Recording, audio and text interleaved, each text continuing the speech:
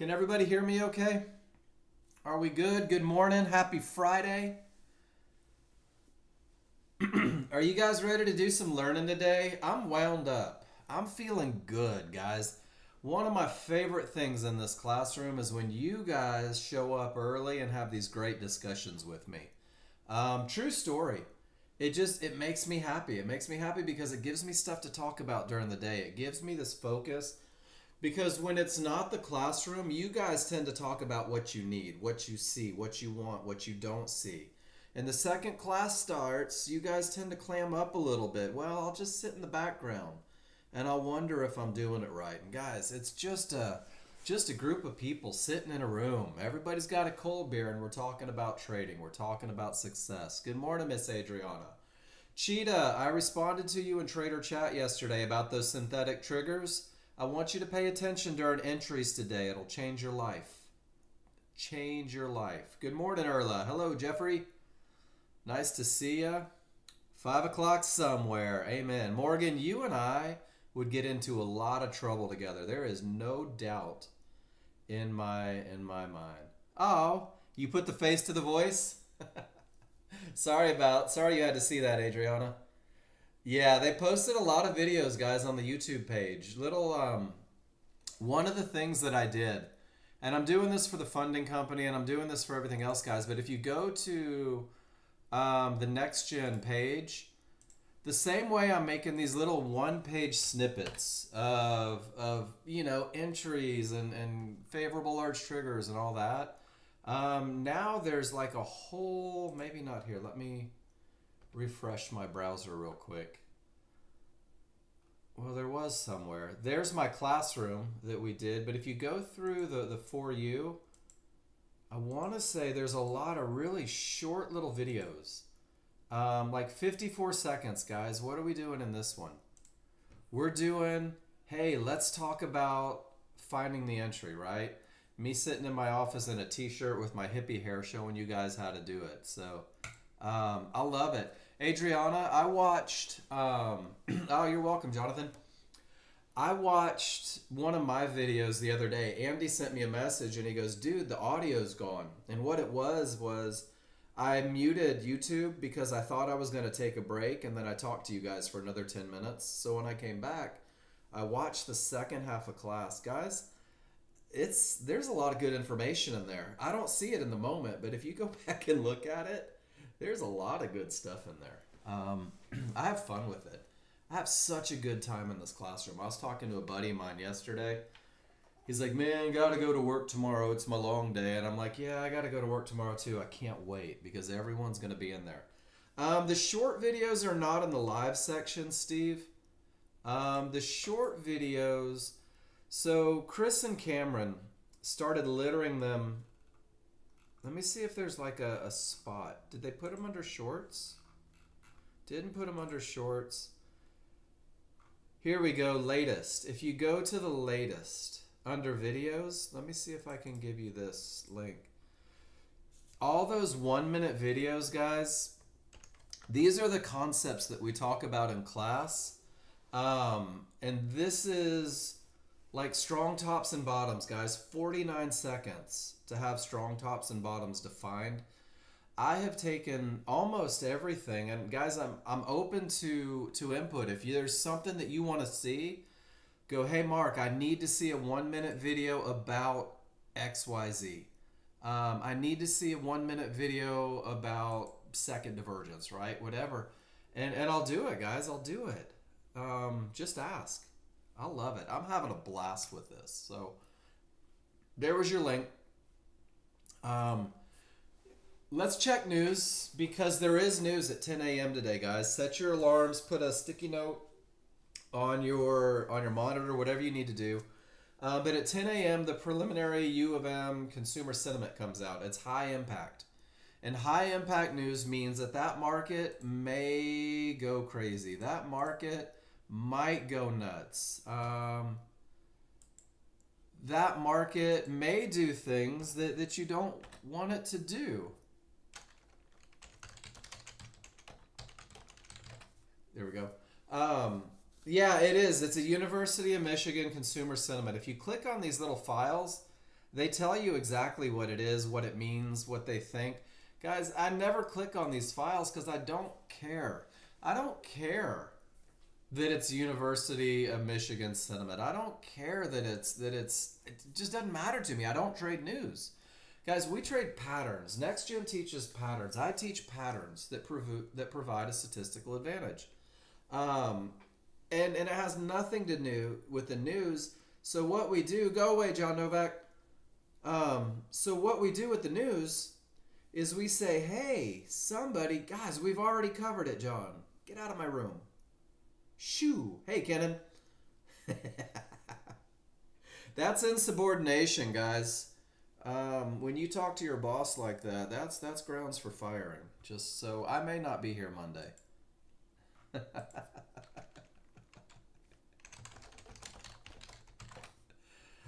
Yeah, the cheeseburger index. But guys, since we trade patterns that repeat themselves, since we trade patterns that win more than they lose, since it's the patterns that give us a statistical advantage, what checking news every day, what going here to the forexfactory.com/calendar does for me is it lets me know when some Yahoo with a whole bunch of money might mess up my great patterns.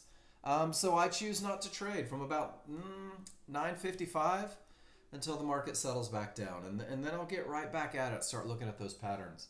And speaking of patterns, that's what we're going to do today. We're going to talk about the same things. And guys, one of the things that I've realized a lot, especially when I go to Trader Chat and I see people asking questions about stuff, and I see people posting trades, and I see people saying, well, this and that and these and those, what I find is that there are a tremendous amount of people that learn the rules, I don't know, at a 50% level, half-truths, if you will.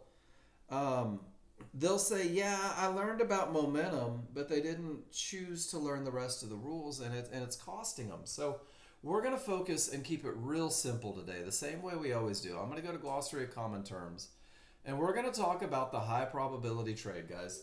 Specifically, a high probability trend trade, a trade that goes with the trend, a trade that goes where each indicator on every chart agrees for the trade.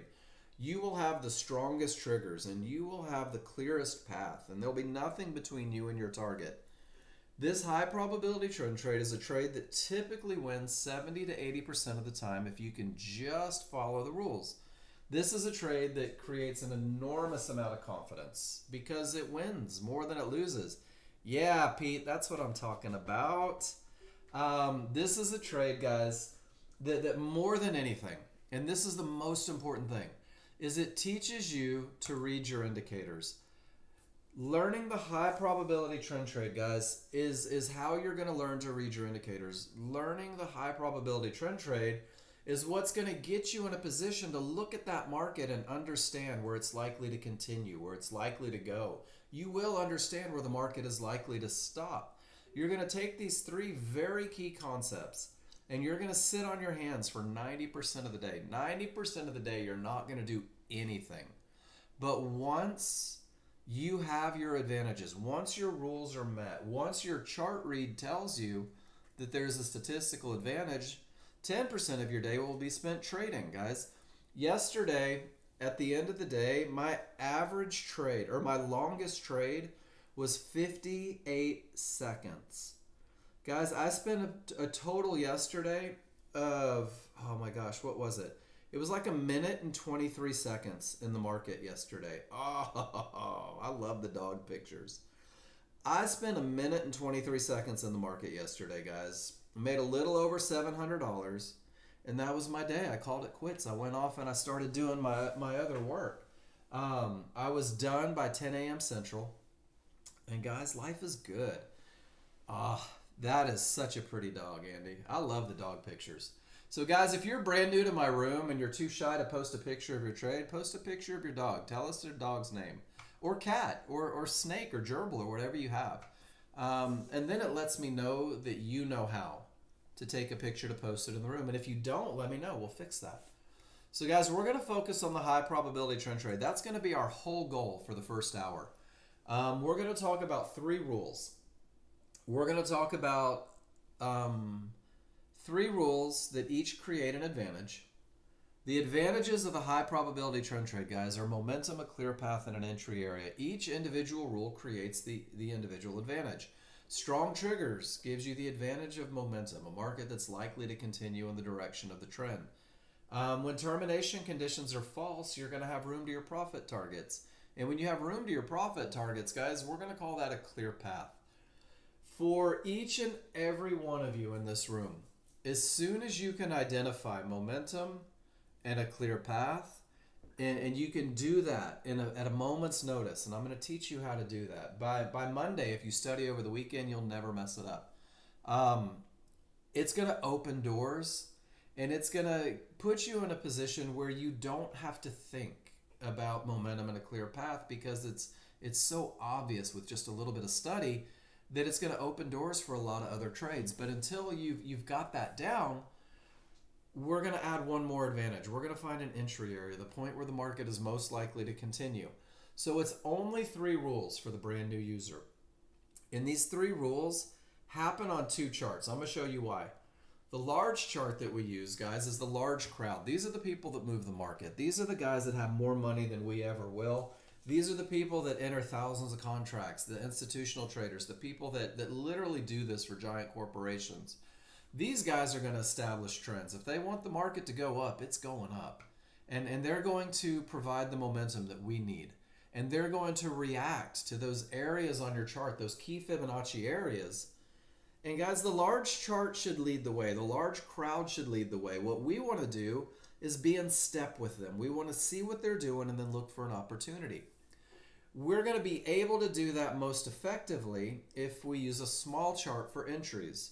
And our small chart's kind of that small crowd. These are the guys, there's not nearly as many of them, there's not nearly as much money, but man, they love to fight. They love to fight. And they create these little pushes that lose 70 to 80% of the time. And we're going to take advantage of those. And this is going to pinpoint our entries, guys. So we're going to use a large chart to define the direction of the market. We're going to use a large chart to define the momentum in the market. We're going to use a large chart to define whether or not areas are problematic or not, whether we have a clear path or whether we don't. And then once we have rules 1 and 2 met on the large chart, guys, we're just going to take an x-ray of that one bar that gives us all that great information. And this is 20 to 30 bars, guys. And this is where we're going to pinpoint our entries, where the market is most likely to continue. This is where you are going to be able to reduce your risk and maximize your profit potential, because you will have absolutely no question about where the market is most likely to continue. You're going to wait for that pushback with a limit order. And guys, you're going to take that highest probability trend trade. You're going to learn to read your indicators, and you're going to find yourself in this position where doors are opening. When you open up a chart and you look at that chart, and in a moment's notice you say to yourself, I have momentum and there is a clear path, let me find an entry area, you're going to start to recognize the other patterns that happen in the market. You're going to start to see them quickly, and eventually you're going to find a way to capitalize on them. And that's how trading plans are built, through repetition, through study, through feedback. So your step-by-step path to get to where you want to be, ASAFP. Ladies and gentlemen, post in the room, post everything, post your pictures, post your questions, post your dogs. If you look at a chart and you say to yourself, you know what? I'm just not sure what's happening here. The triggers are up, but the background is red, and one of the triggers is above resistance, but one of them is below. I wonder what the significance of this pattern is. I wonder if there's something my chart is telling me. And you just take a picture, right? And after you take that picture, draw an arrow and say, Mark, I don't see momentum or a clear path. Am I reading this right? And I'll be like, you know what? You better believe you're reading that right. You're doing a great job of chart reading. This is part of that 90%.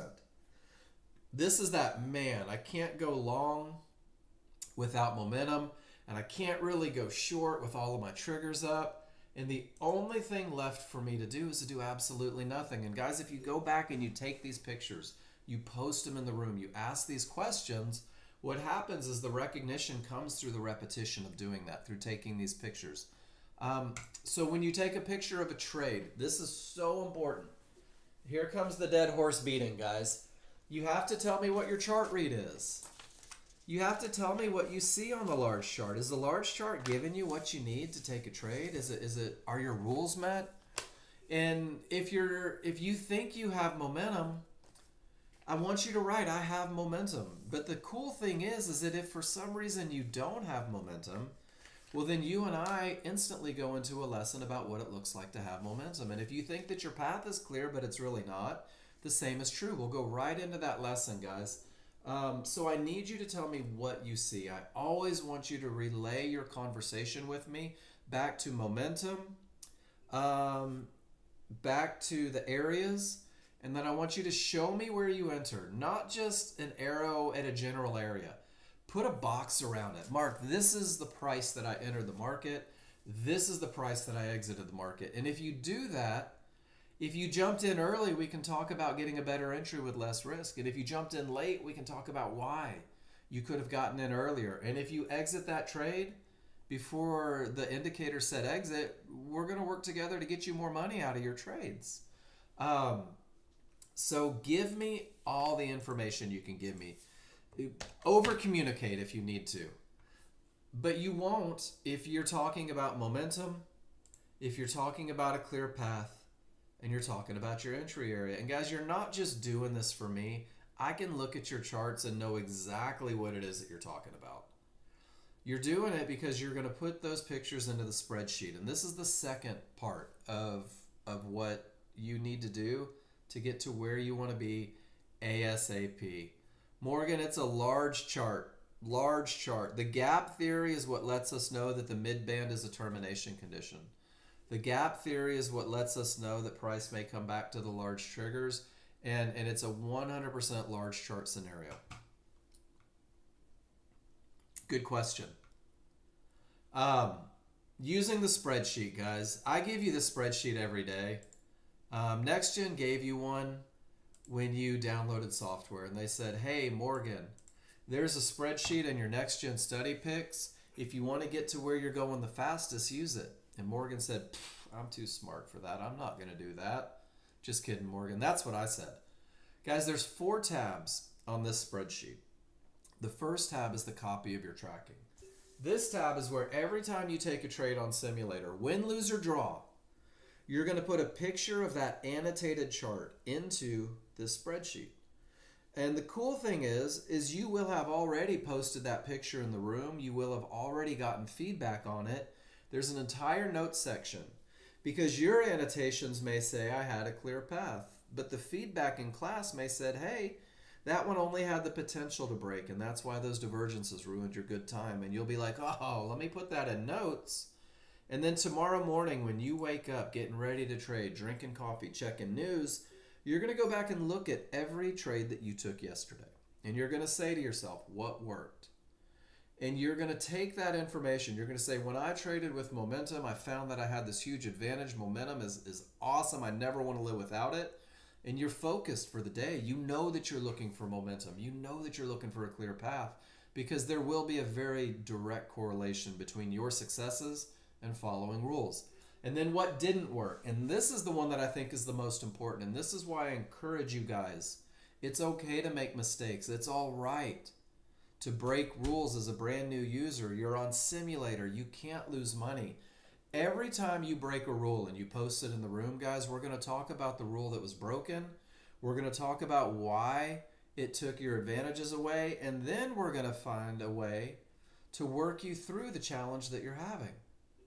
And we see it all the time. And it's such a proud moment for me when you guys take these in the moment lessons. And when you take them, and I see you the next day avoiding those mistakes. I see you the next day finding success by altering your behavior, guys. That's why you have to go back and study these pictures every day. It's going to get your mind right for the day. It is going to accelerate the learning process, and it's going to set you up for success quicker than if you avoid posting trades, if you avoid using that spreadsheet. The other tabs, there's a 101 tab. I can't for the life of me figure out why you guys are so opposed to this tab. All this is the rules for the high probability trend trade. All this is your rules being met so that you know exactly what it looks like to take a trade. There's the idea of strong triggers that create momentum. I've already given you 36 of them. There is the clear path when there's absolutely nothing in your way and you have room to your profit targets. I've gotten you up to 15 or 14. And then the high probability trend trade entries. Exactly what it takes to get into the market. Exactly what we're looking for to get into that trade. So what happens is you're going to fill this up, guys. You're going to fill it up with what it looks like to have your rules met. And then the flip side is you're going to fill it up with what it means to not have your rules met, because one of the things that you have to be able to do is not only recognize when those advantages are present, but you've got to recognize when they're not. Because that's that giant red flag saying, hey, stay the hell out of the market. You don't have a statistical advantage. There's a section called favorite looks where you guys are going to build your trading plan. Every time you take a picture and there's a lesson in it, like Adriana's, hey, check it out. Adriana hit a termination and the large triggers were a full bar away. She recognizes it and she says, I'm not jumping in down here. It may close the gap. So Adriana's going to take this picture and she's going to go to her spreadsheet, and under patterns that repeat themselves, or maybe even on termination conditions, she's going to drop it in there and she's going to say, you know what? When not to go short. And she's going to start building this library of amazing pictures that she can come back and reference in the evenings. She can look at it before she starts trading so that she's got a clarity on what she's looking for. And as you guys start taking pictures, 15 pictures a day should be the goal for everybody. Eventually, your section's going to look like my section here. This is the client trades, guys. This is where I've given you the entry sequence for high probability trend trades, both long and short. This is where I've given you pictures of the most mechanical management plan you could ever hope to help reduce emotion and all those things. There's about 350 pictures of you guys being brilliant with the software, taking the highest probability trend trades, even taking some medium probability trend trades. And guys, there's even pictures in here of the rules being met 100% and it was still a loser.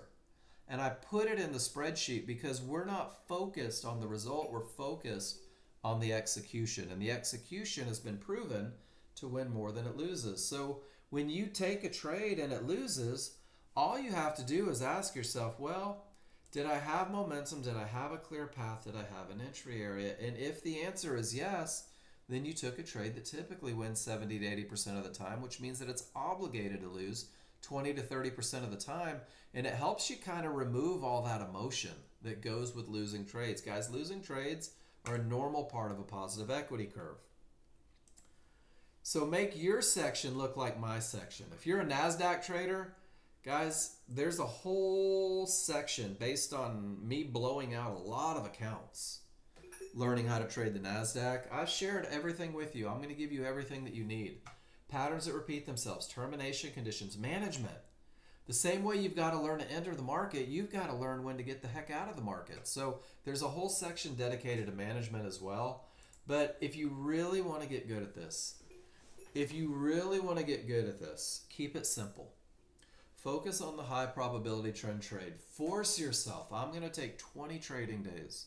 And the only thing I'm going to worry about is a high probability trend trade. The only thing I'm going to worry about is understanding these three very basic concepts, because I know that it's going to open doors for me. So you have to learn the trigger line and the Fibonacci rules for when it's okay to trade. Easy way, hard way. The easy way is keep it simple. The hard way is look for money instead of the process.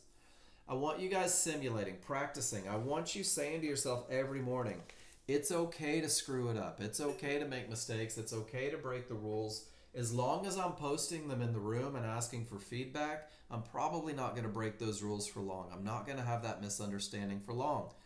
We don't want you guys practicing the wrong trades. Some people love simulator. They're like, I'll trade 1,000 lot and fight everything, and if I make $1 million, well, then I can probably go live and do that, right? And that false sense of security sets you up for long-term failure. So start practicing like you want to play from day one. Focus on the rules, adherence to the rules. And then simplify. For the love of fuzzy, simplify. Keep it easy. Let it be 3 rules and 2 charts for a while. What looks are you going to commit to? What does it look like when those advantages are present, right? That's where the spreadsheet comes in, guys. You've got to learn these looks. Here's 350 to study over the weekend. Because once you understand what it looks like for the perfect high probability trend trade, and you see it when the market isn't moving, and you talk to yourself about the advantages, and you use a spreadsheet to verify that you're following rules, what happens is you just never miss this trade, guys. You never miss this opportunity to get paid. So that's what we're going to do today. We're going to keep it simple, and we're only going to use 2 charts. And the most current bar in the large chart will define direction, momentum, and areas, guys. Your first 2 rules are met on the large chart. Your entry chart is a small chart. We're going to refine that broad stroke of a brush, and you're going to pinpoint areas for entry. And I want to touch on what Paul just said in the room. He said, I wouldn't do this with my live account. I'm just checking out something. It needs more work to understand it. Guys, that's what Simulator is for. So initially, Simulator gets you focused on the high probability trend trade. If you're not great at the high probability trend trade, don't split your attention just trying things. Focus on the best of the best, but when it's time to find that next trade, when it's time to find that next opportunity, it's okay to go back to Simulator, guys. Every time I trade a new pattern, every time I trade a new market, every time I try a new management strategy, I do it on Simulator. I do it on Market Replay. I practice without any fear of loss. It's like going, man, I've watched 10 videos about swimming. Drop me off in the middle of the ocean. I've got this, right? No way. Do it in the pool. Have a lifeguard. Guys, we're going to focus on these 2 charts. We're going to go after these 3 rules.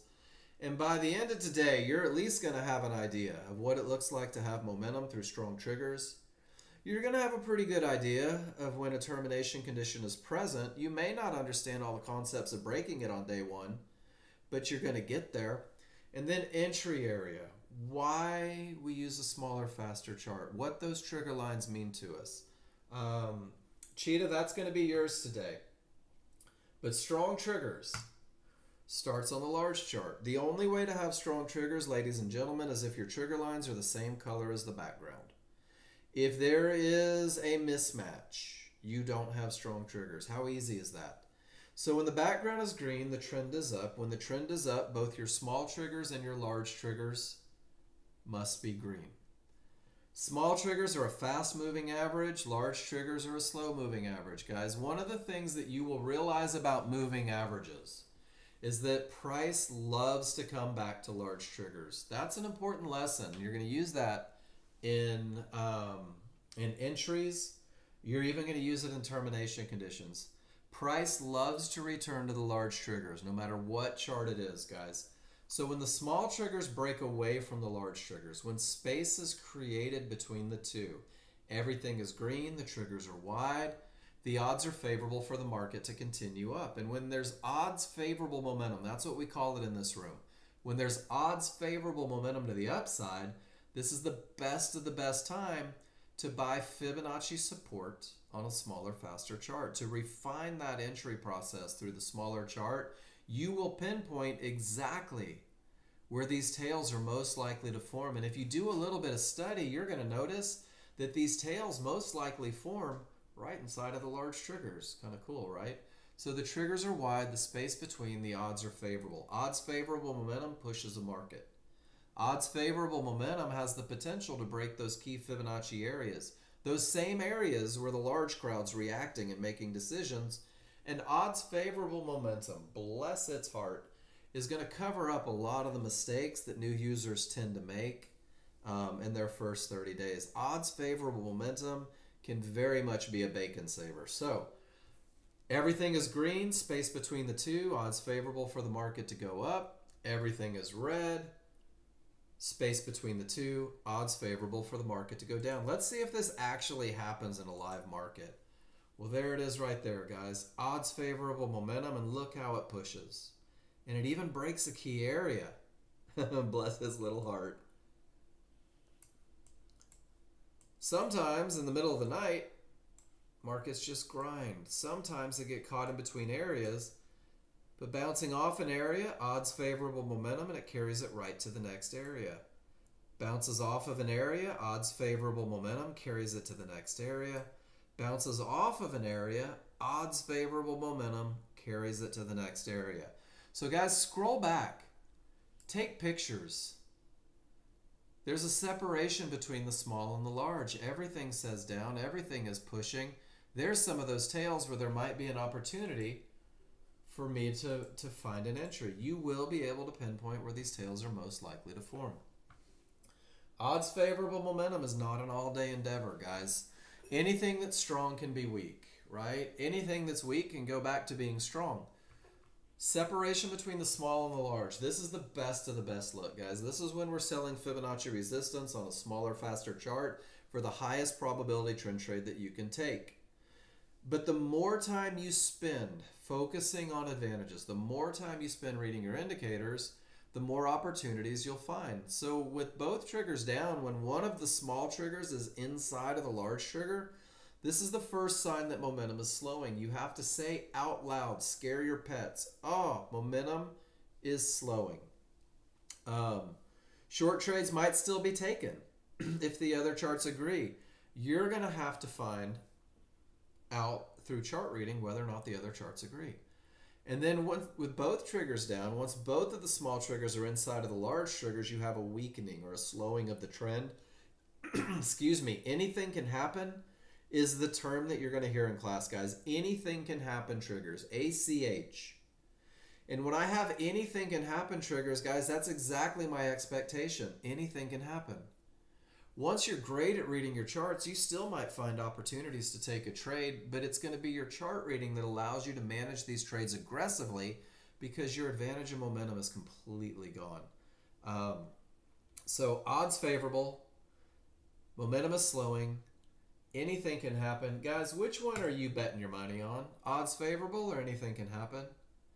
If someone said, hey, algo trader, you have $100 and you can take one side of the coin. Do you want odds favorable or do you want anything can happen? Algo's gonna be like, dude, give me the odds favorable every time. That's my money, that's my investment, this is my business.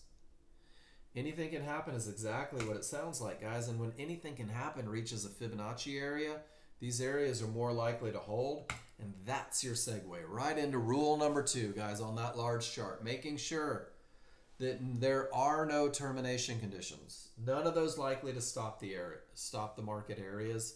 And when there's nothing in the way, guys, when there's nothing between you and your targets, you have room to your targets, which means that you have a clear path. And when you have a clear path and you put that together with momentum, guys, it is tough to stop a market. It is difficult to make a market hit the brakes that has momentum and a clear path. Termination conditions are areas on a large chart. That's it. Lines on a large chart can create problems, guys. These are the areas where the large crowd, you guys remember those awesome group of people that push the market, that create momentum, that establish trends? Guys, they are reacting at these areas. They're making decisions at these areas. Sometimes the decision is to get out of their long trades. Sometimes it's an overwhelming response to push down. The people that move the market react at these key areas. The cool thing is you guys can see these areas before they ever get there. Before they ever have to make that decision, you know exactly where it may happen. So these lines can cause problems, guys. We're going to use the T3 trigger lines, and they're going to let us know if these areas are likely to stop the market, if these areas have the potential to break, or if they have broken. And this is going to be your rule number 2 lesson. Termination conditions are Fibonacci-based indicators that may reverse the market. May, not definitely. They could. The reality is we don't know. And it's going to be based on a comparison of the Fibonacci area and the T3 trigger strength and location, guys. And we're going to be looking at blue Fibonacci support and red Fibonacci resistance and yellow 1-to-1s and a cyan divergence low and a magenta divergence high. And guys, I'm going to tell you, one of the most beautiful things about Nexgen is you don't have to know how any of these come to be. The only thing that you need to know to recognize a termination condition is that price reached the area. That's the first part. Price reaches the area. When price reaches the area, it sets off that decision-making process. And then you ask yourself, where are my triggers? It's two parts. Price reaches the area. Where are my triggers? Guys, if your triggers remain above this area of support, this area of support is a termination condition. It may stop the market. It may reverse the market. It may create a big, ugly, untradeable bounce. I want you all to write down on a piece of paper, I don't know what's going to happen, but if the triggers remain above support, no more short trades, it's likely to stop the market. Well, if the small triggers smash through the area, you're in a moment of pause, and then the market doesn't seem to blink, and those small triggers smash through, and odds favorable momentum is present. Now this Fibonacci support has the potential to break, because strong triggers can break areas, guys. It has the potential to break, but it is not broken, which means that it's not a clear path. We call this look a 50-50 look, guys. 50% of your triggers, the small, smash through the area. 50% of your triggers are lagging behind. 50-50 is a reference to the position of the triggers. You could call this a straddle look. You could call it a one above, one below look. You can call it, I don't know, a Bob and Steve. It doesn't matter what you call it. But what you have to know is that when the small smash through and the large are still lagging, there's only potential. It's not broken. Areas are broken when both the small triggers and the large triggers get to the other side. Then it's broken, then it's a clear path, and you're going to have that clear path until you reach the next Fibonacci area. So guys, let it be simple. Let it be very focused. Let it be very basic. It's either broken or it's not for the brand new user. And if you keep it that simple, what happens is you start saying to yourself, what is this? This is the S&P. Let's go to crude oil. I like the way crude oil flows better for these lessons. Well, I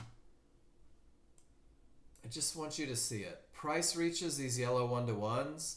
The smalls broke, the large didn't. Look at the reaction and the bounce all the way back to support, where the trigger lines didn't break one of them, and the market continues up. Right into resistance, back to support, into resistance, back to those divergence lows and support. Guys, rule number 2 will keep you out of a consolidating market. Anybody that's ever traded the markets before they get to me says, man, how do I not get chewed up when the market goes sideways? Rule number 2, ladies and gentlemen. Rule number 2 will tell you that the path isn't clear. Look at how support, almost to the tick, started that uptrend, right off one of those blue lines. Look at how resistance, almost to the tick, termination condition rules met, started that market in a downtrend. So you guys need to go back, scroll back. You've got 10 days worth of data. Resistance to the, look at that, resistance, support, support, resistance. Oh my gosh, this happens all day long. Learn to trust it. Go back and study it. Recognize it in the moment. And what you'll be able to say without any hesitation is, hey, I've reached yellow 1-to-1s. The triggers are above. I'm not going to take that short.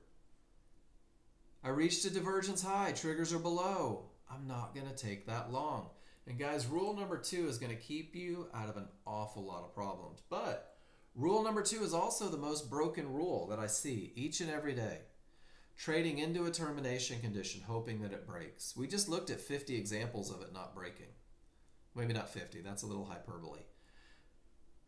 Only having the potential to break, but convincing themselves that it's a clear path because they just didn't take the time to go back and fill out this spreadsheet so that they can know the difference at the drop of a hat. So guys, take a lot of pictures. And I'm bringing this one back. I took this out of my slideshow, but I think it needs to be back, guys. When the rules are met, when things are great, you may find an opportunity to take one of those 50-50 trades to capitalize on that momentum on areas that have the potential to break. But just like you can find opportunities here, you have to forego. You have to say to yourself, when price reaches these yellow 1-to-1s and the trigger lines remain above, No more short trades, guys. This is a textbook termination condition. Notice that momentum smashed through support. What happens very often with new users is the market's coming down. It's screaming down and they can't find an entry. And they want an entry, but they can't find an entry. And right here, it starts to bounce and they go, finally, I get to go short. And they ignore the fact that price reached Fibonacci support, these yellow 1-to-1s, and the triggers remained above. And guys, look at the bounce. All the way up to Fibonacci resistance. And the triggers remain below, which means that I can't go short and I can't go long. And then off of this bounce, my triggers don't agree in color. And I'm still below resistance, and there's still no agreement, and I'm still below resistance. And now my triggers finally agree, but it's only 50-50. And when I hit this mid-band and my large triggers are a full bar away, guys, this is what we call the gap theory. If you hit a mid-band, a fib, 1-to-1s, anything, and those large triggers are a full bar away, price is likely to close that gap. It behaves as a termination condition. Guys, this nothing to do look is your 90%. This 90% of this particular chart lasted for about 45 minutes or an hour. Eventually, everything gets above resistance. Triggers get above. The path is now clear. Eventually, while they're not huge separation, the smalls are outside of the large. You do have momentum. And there's one of those tails, guys. And this represents that 10%. This is where you're rewarded for doing absolutely nothing. The hardest thing you will ever do as a day trader is absolutely nothing. The most difficult thing to do is absolutely nothing, guys. And it's so common to see you guys give away $500, right? Or $750 or $1,000. That's only $100. $1,000. And I see people blow out in 20 minutes, hoping that areas break, wishing that a loss of momentum would still carry them in the direction, guys. This particular trade's about a $450 opportunity. Are you going to keep all 450 by having a statistical advantage? Or are you still going to find yourself negative because you wished and hoped and wanted and broke your rules? Guys, learn how to embrace the idea that 90% of your day is doing absolutely nothing, and that 10% of your day is where you're going to capitalize on the advantages that present themselves. So, termination conditions. Guys, give me a Y in the room. Is everybody cool? When price reaches an area, if the triggers remain above support, below resistance, let's just do nothing right in the moment. Let's wait and see what happens. Let's see if it breaks. Let's see if it bounces. You don't have to be in control, guys. You get to be in control in everything in your life. You get to be in control of whether or not your rules are met. You never get to be in control of what the market does.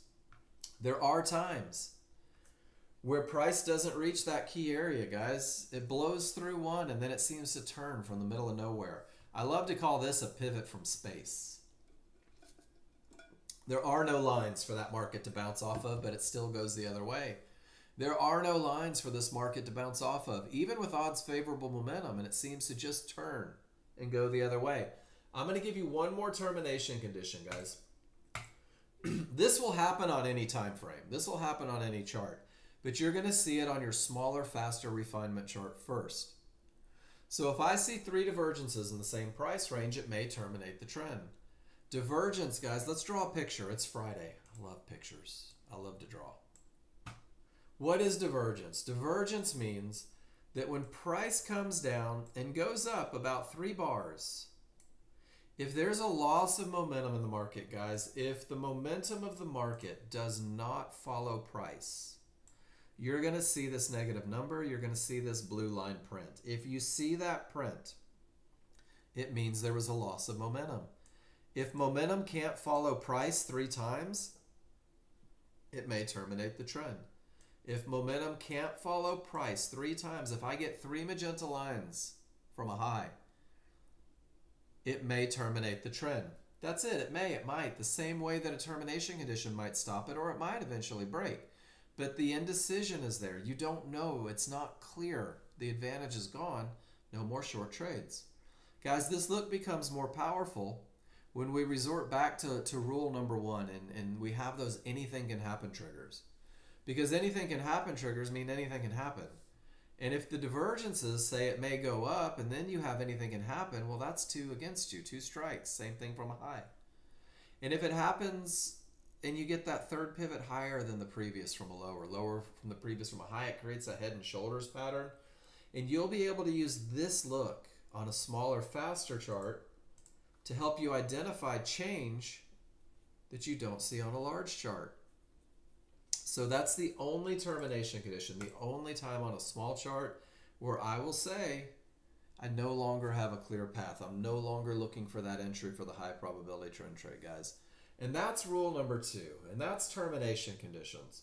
Once we have momentum, once we have a clear path, guys, once the large crowd has done their thing, once they have said, hey, let's look for an entry, we're going to wait for the small crowd to do their thing, guys. These are the yahoos that fight everything. Don't be a yahoo.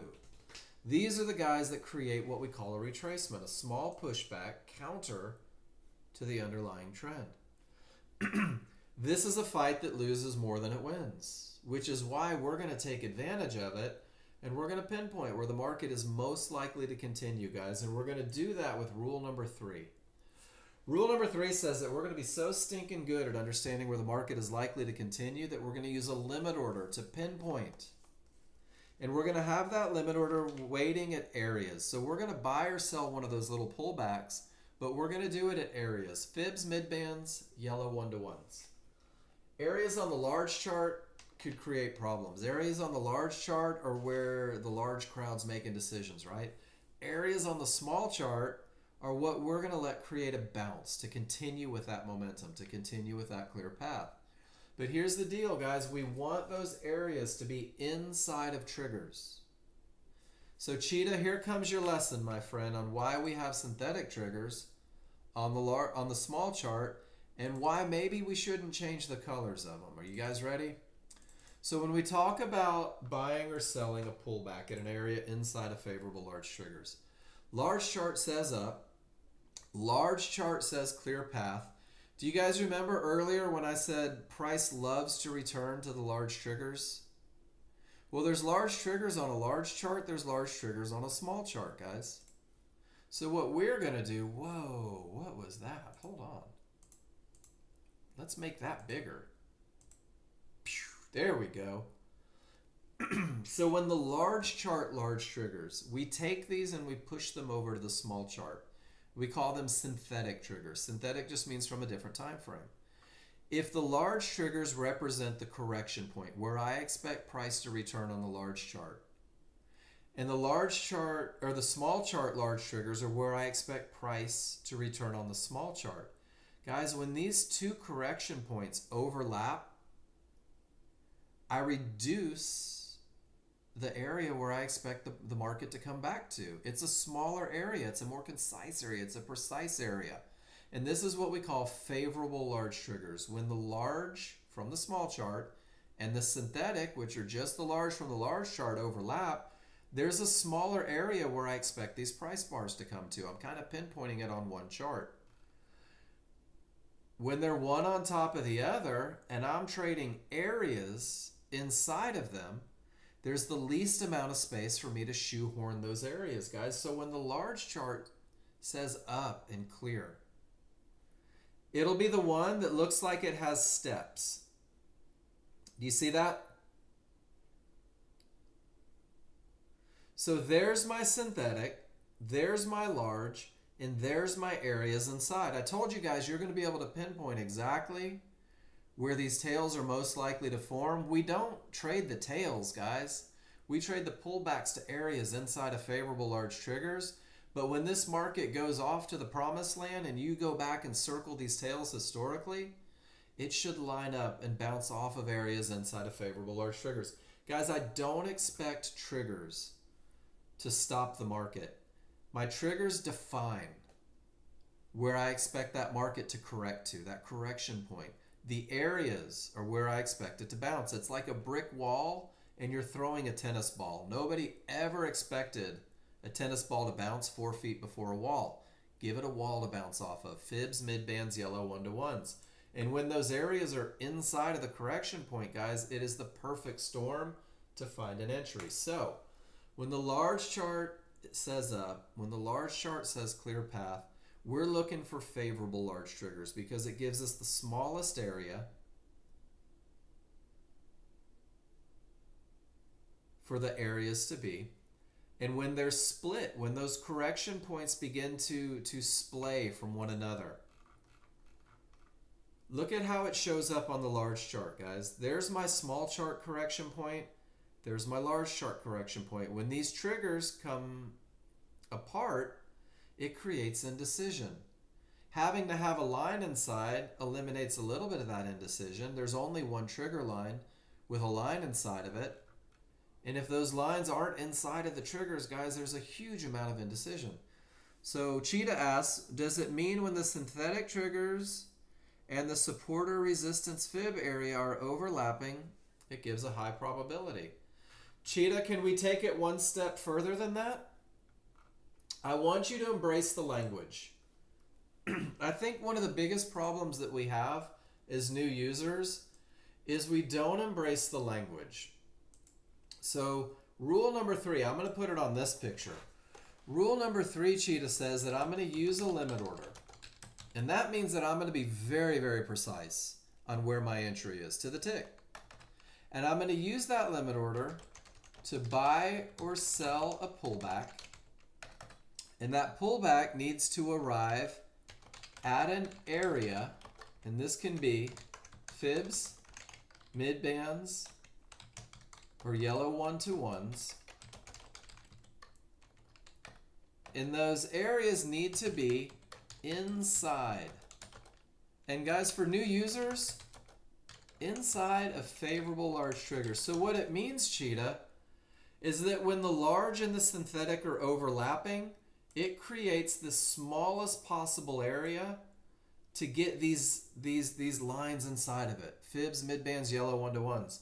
Which means that when you're looking for this long trade, the point where the market is most likely to continue is about 3 ticks wide. And guys, this is where the precision comes in. This is where the magic happens. Because the large chart says up. Let's go through the whole process. When the large chart says up, when the large chart has a clear path, right? When the large chart has odds favorable momentum, we're waiting for the small crowd to do their thing, guys. We're waiting for that small group that fights everything to start the fight. And that begins with the reversal bar. The reversal bar, this red bar after all of these green bars, signifies the beginning of a pullback, that little shove. The reversal bar is not your entry. Write that on a piece of paper. The reversal bar is not your entry. The reversal bar signals the beginning of a pullback.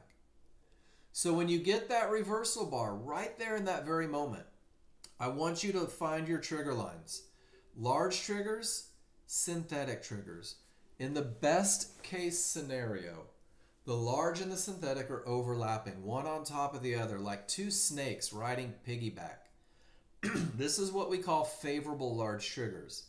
Because favorable large triggers means that I've really only got one point of correction, not two divided. So I'm going to circle my trigger lines. And then I'm going to say, I don't expect trigger lines. I don't expect a moving average to create a bounce. Let me give the market something solid to bounce off of. So I'm going to look for fibs. I'm going to look for mid bands. I'm going to look for yellow to 1-to-1s. But the only ones that have any concern to me in this scenario are the ones that are inside of favorable large triggers. So from this mid band to these yellow 1-to-1s, I'm going to draw a box. If this box goes outside of the trigger lines, you need to make your box smaller. This blue box represents the point where the market is most likely to continue.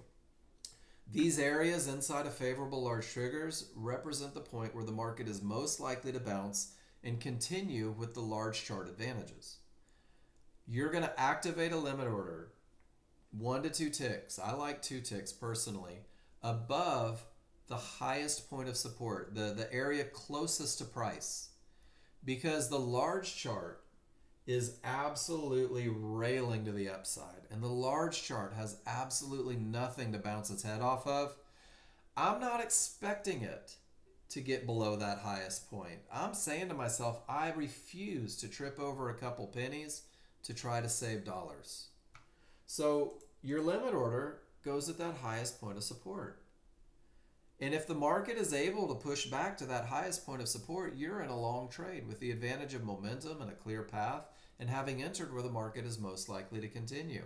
And as long as price remains inside of that window of opportunity, you're going to learn to not panic. New users absolutely soil themselves 6 ticks deep. And they're like, oh my gosh, I'm down money. I'm going to lose. This stinks. This isn't any good at all. And what happens, guys, is as long as you're in that window, you have the advantage. Hold on to that trade. So in a short trade, reversal bar begins the pullback. The pullback is that fight from the small crowd. The reversal bar says they're fighting. At the time of the reversal bar, I have to identify my triggers.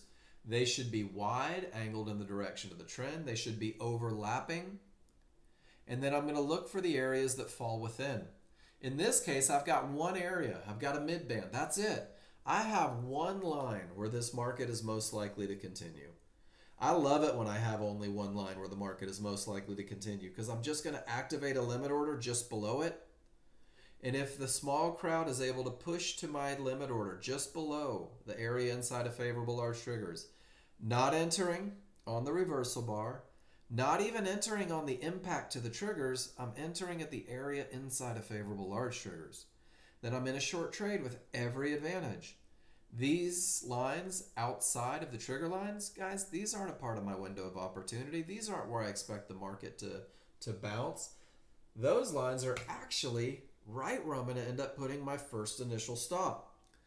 Because if you take the time to understand where the market is most likely to continue, if you give yourself 20 days to be able to nail these great entries, guys, it sets you up for management.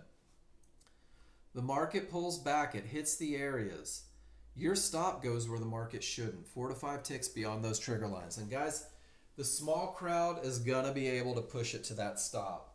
If it's a high probability trend trade, typically 20 to 30% of the time. If you take 100 trades with the rules met, you have to be mentally prepared to lose 20 to 30 of them, guys. And you don't get to pick which 20 to 30 that you lose. That's one of the reasons why we teach management along with entry. Because if you hope the market continues from way down here beyond your advantages, guys, your losers are going to be huge.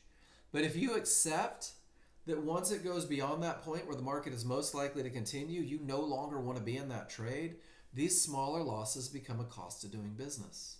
And the cool thing is once that market confirms trading in the direction of all your advantages, you can reduce your risk a couple ticks above a reversal bar here, a couple ticks below a reversal bar here. And guys, it's not uncommon to see you in the room taking the perfect entry and only losing 2 or 3 ticks on a trade because you knew where the market shouldn't go, you respected the confirmation, you moved your stops, and you accepted that every trade can't be a winner. Guys, I took a trade this morning that was a $45 loss because I have a very solid plan on when to move my stops, because I have a very solid plan on what it takes to get me into the market and what it takes to get me out of the market. I'm going to give you a plan that gives you that exact same advantage. And one thing that I want to discuss, common things from new users when looking for entries. Sometimes the large chart will be 5 ticks away from a fib. And new users say, well, that's too close. I don't have any room to make money. If you're jumping into the market, you're absolutely right. But if you're waiting for a pullback to an area inside of favorable large triggers, that 5 ticks, guys, turns into 27 from the entry point. It goes from $50 to 270, just like that. That's why we trade pullbacks. That's why the new user should be focused on high probability trend trades, because it's going to give you the most room to get to your targets. By waiting for the pullback to areas, it's also going to give you the least amount of risk. Things that new users see, they're like, but Mark, the small triggers turned against me. Has anyone done that other than me? But Mark, the small triggers turned against me. It's not odds favorable momentum anymore. I can't take that trade. This is where you have to learn the basic concepts, guys. Momentum is defined 100% on the large chart. And that little pullback, that little loss of momentum is just what I needed to get me back to areas inside of favorable large triggers. The 5-1 chart has an awful lot of fluctuations on it. It's just a small chart. It's an x-ray of that large chart. If you get scared by fluctuations and you jump in up here, your risk is dramatically increased, guys, and your profit potential is horrendously reduced. So your first 20 days is building trust. Your first 20 days is doing nothing but focusing on getting into the market where the market is most likely to continue, because that's where your statistical advantage lies. Man, look at crude oil. Crude oil is having 32 flavors of struggle. And guys, it's not a coincidence that it's right at a key Fibonacci area, that the buyers can't seem to push it up and the sellers can't seem to push it down. And this is a very much absolutely nothing to do. I don't have momentum. My trigger lines don't match. They're not even through the area. They're literally sitting on top of the area, guys. If you don't believe how powerful these fibs are, look at what the market is doing, and that's a large crowd. But every now and then, they give you an awful lot of momentum. And they're coming from a termination condition. And the area has the potential to break. What did this look like on a small chart, guys? Let's go look. Well, it pulled right back 2 ticks above the mid band, a little bit outside. That's it, Andy. We're looking for the perfect entry as brand new users. We're looking for the entry that says every rule was met, 100% perfect.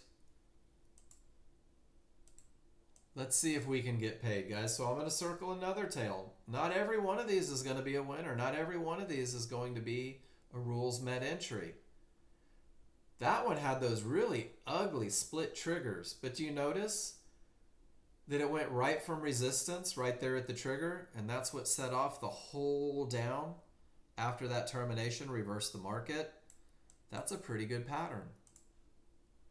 There's another one of those potentials to break right after the perfect termination. Let's go back and look at it. Oh man, right to the only lines inside of triggers. So guys, this is crude oil. This is how you're going to study. You're going to go back and you're going to find these tails. When the rules are met, you're going to circle them. And when you circle them, if they line up with an area inside of favorable large triggers, what you need to do is take a picture of it, annotate it with your rules, and drop it into that spreadsheet, guys. Commit it to memory. So I'm going to give you guys this picture. We don't trade tails, we trade pullbacks. The tails become a way to study. Are there any questions about any of these rules for a high probability trend trade? Is there any questions about momentum? Anything you'd like to know about termination conditions? Is there anything we can do to make it easier to find these entries for you? Nope, everybody's brilliant. Love that. So guys, let's give you some stuff to play with over the weekend. Chart reading 101. This is how you're going to become a chart reader. And guys, I shit you not, pardon my French. If you do this over the weekend, if you commit, you know what, do half of it. If you commit 4 hours to scrolling back on a large chart, taking pictures of odds favorable momentum, taking pictures of weak triggers, taking pictures of clear paths and termination conditions. If you go through and you take these pictures over the weekend, you're going to walk into this room Monday a pretty proficient chart reader. Or if you just decide you want to keep finding trades without knowing why they're good trades, you're going to come in and we're going to have a lot to talk about on your charts. Taking 25 pictures each, guys.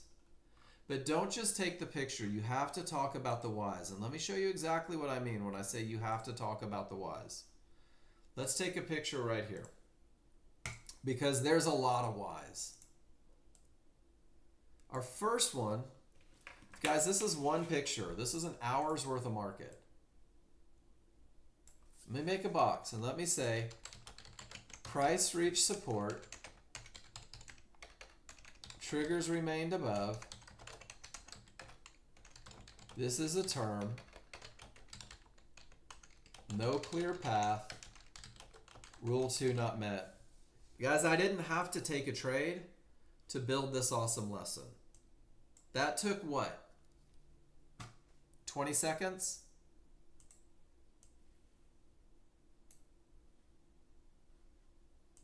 And I've got it right here too.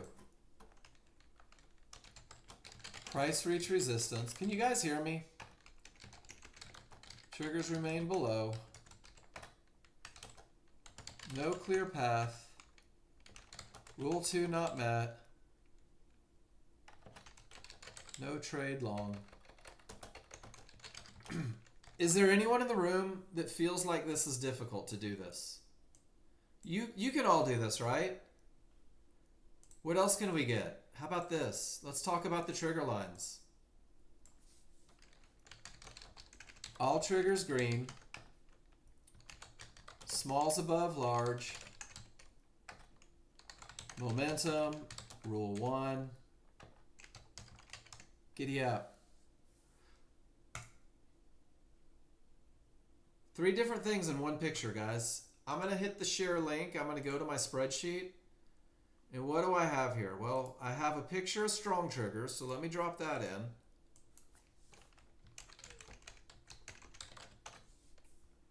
And I also have pictures of termination conditions.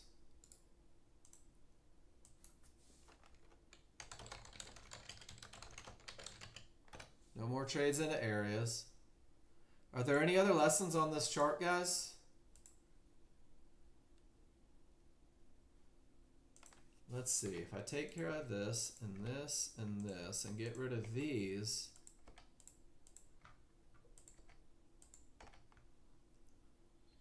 how about this? I'll draw a shape right here and an arrow, and then I'll do this.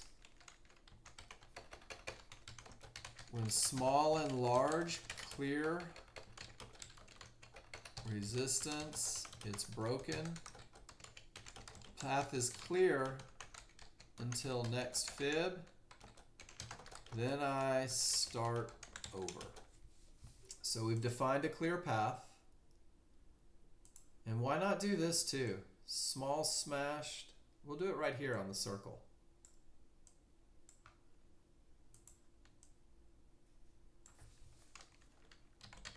Smalls smashed fib, large below, 50-50 look, not a clear path, but potential to break, and it did. So now I have clear path and I have 50-50. Let me take that picture. Guys, this is the same picture, and I can pretty much fill up almost one picture on each section. 50-50 long. Let's do a clear path. Why am I doing this? Why am I sitting here doing stuff that nobody wants to see?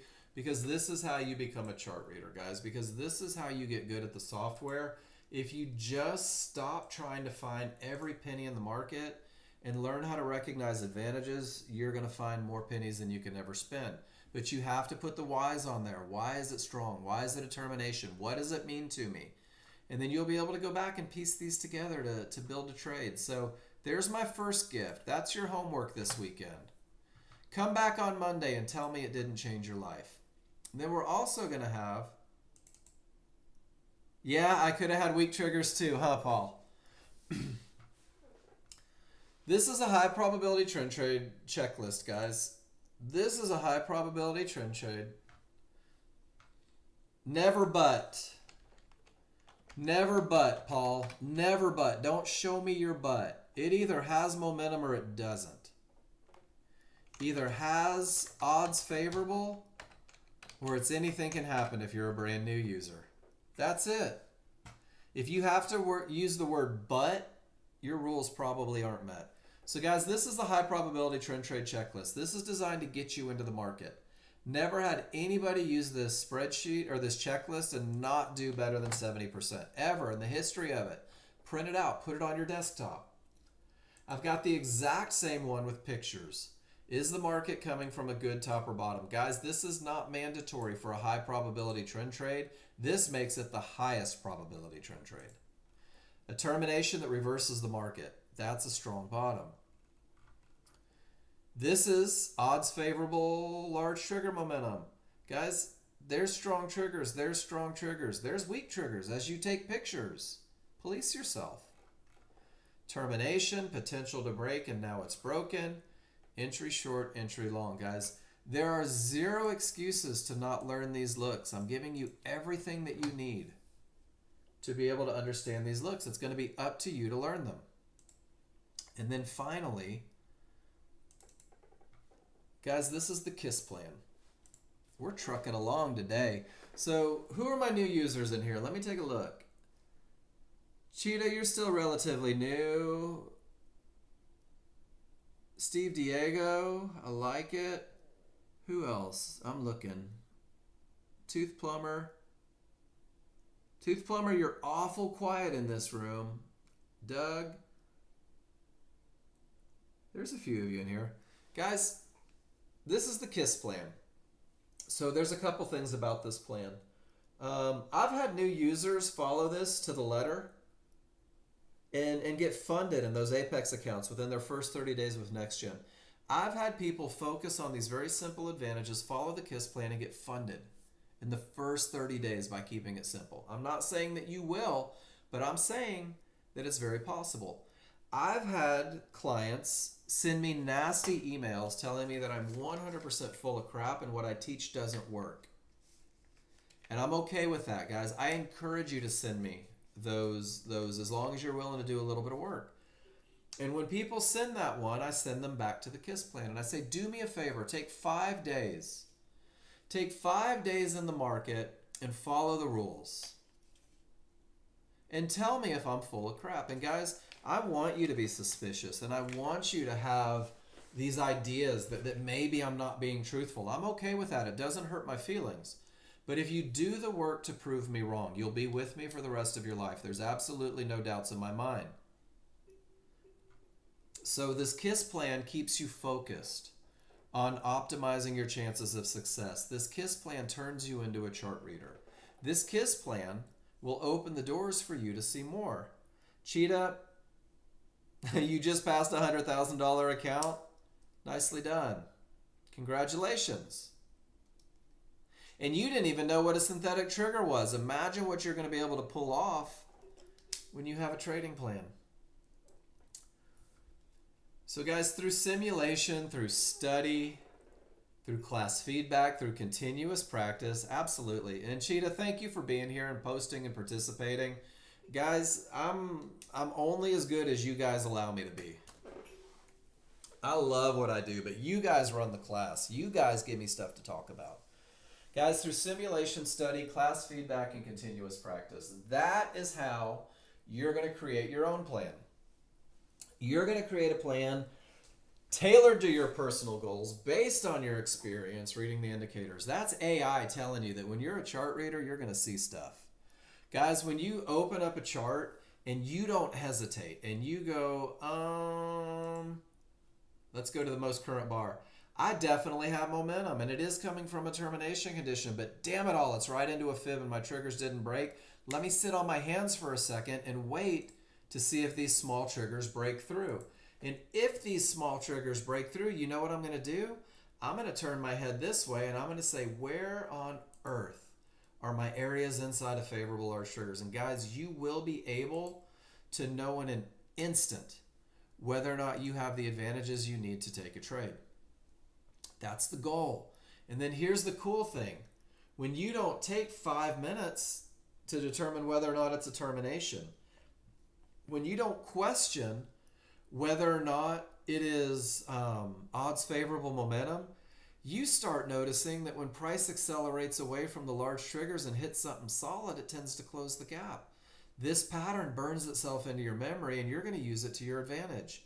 You're going to see in a moment that pivot stop outs at 3 divergences. You're going to start seeing all these things instantly, but you're not going to see it if you're not a chart reader. You've got to get to the point to where these simple looks become easy. So your simple plan for consistency is don't fight the large chart, guys.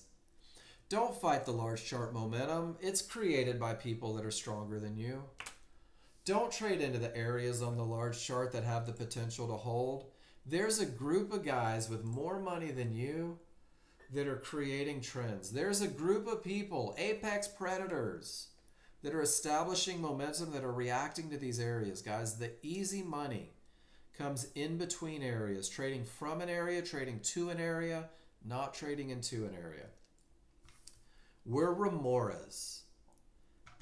Guys, we are remoras.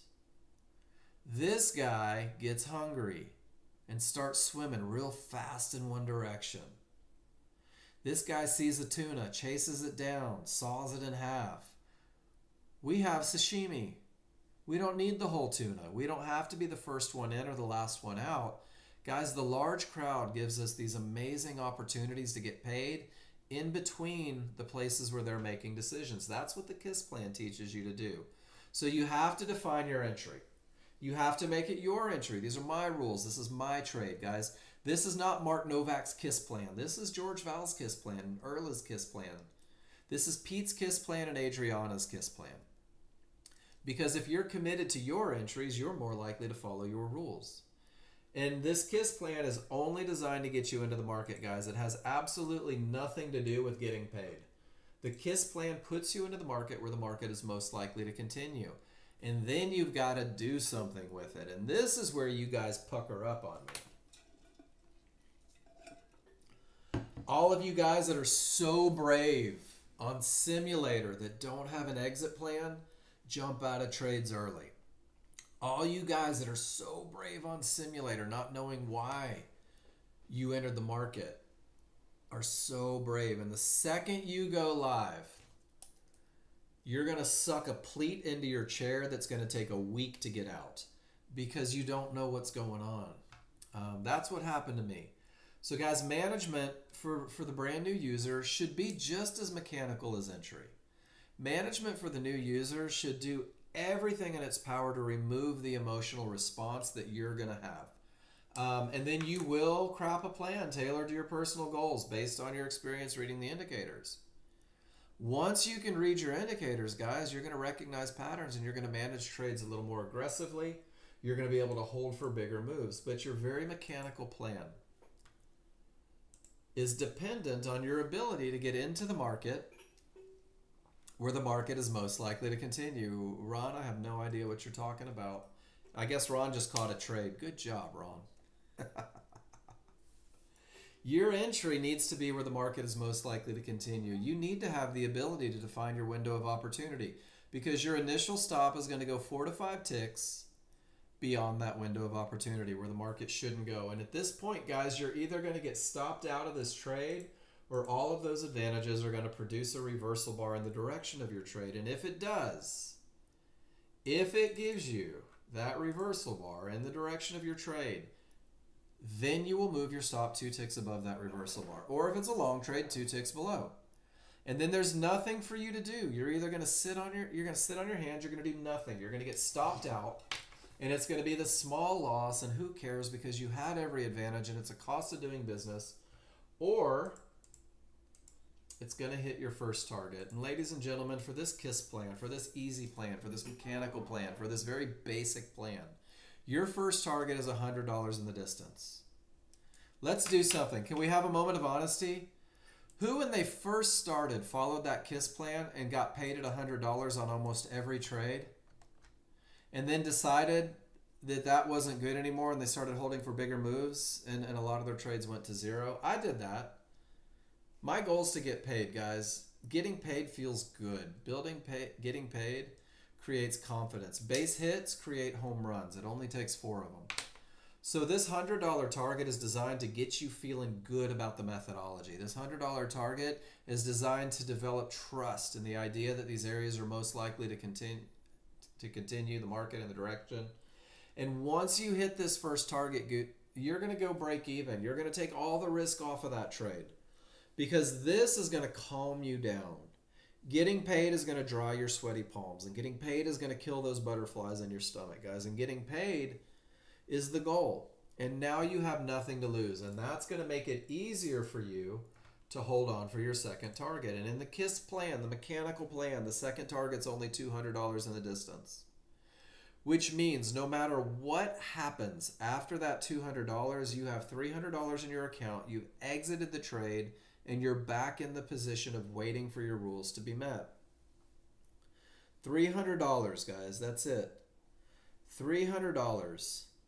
And you know what, Paul? $100 trades are pretty awesome at the month's end. Because what happens? If you do $100 a day, and that's the best you do, that's a $500 week, guys. That's a $2,000 month. That's a $2,000 month. Extra income, right? From $100 a day. What if you take these high probability trend trades and one of them comes to fruition each day and all you do is $300? Isn't that a $1,500 week, right? And a $6,000 month? Guys, it's not about taking all the trades. It's about taking the best trades. It's about learning how to manage those trades, how to reduce your risk. And then eventually, through practice, through study, through class feedback, participation, you're going to understand when holding for bigger moves makes sense. You're going to understand when just because you got paid on 100 on the first one, there's no reason to exit. Let's hold for bigger moves. And guys, this is all a byproduct of being able to take the best entry. Great entries create manageable trades. So that is my first hour, guys. This is my first hour every day. This is my first hour every week. And I tell you guys at the beginning of every class that I promise you, I will give you everything that you need to be successful. I won't hold anything back. I will give you everything that I own in my arsenal, everything rattling around my brain. There's everything that you need right there in the room, guys. There's the high probability trend trade. There's your trade tracking sheet. There is the PowerPoint that I use to teach. There's the chart reading 101, high probability trend trade with the pictures, the printable, and there's even a 50-50 plan to take those potential to breaks with the highest chance of success. The only thing that Nexgen can't give you, ladies and gentlemen, is experience. The only thing that I can't give you is repetition. That's where it's on you. So for the second half of class, guys, fire up those simulators. Take those trades, make those mistakes, annotate those charts. I have odds favorable momentum. It's coming from a termination condition. This area has the potential to break, and if I get a pullback right now, there's the bottom of my triggers, there's the top of my triggers, there's the lowest point of resistance, there's the highest point of resistance. If it pulls to 66, I'm in the trade. My stop goes up here all the way at 82. That's how quickly it can happen, guys. It does beat trying to catch every move. So one thing, and then I'm going to leave. Guys, when I went live the second time, it is a 50-50, Claire. Absolutely it is. 50% of my, well, now it's a clear path. It was a 50-50 when we talked about it. Now it's a clear path with odds favorable momentum. Do you see it? So if I get a reversal bar, there's the bottom of my triggers.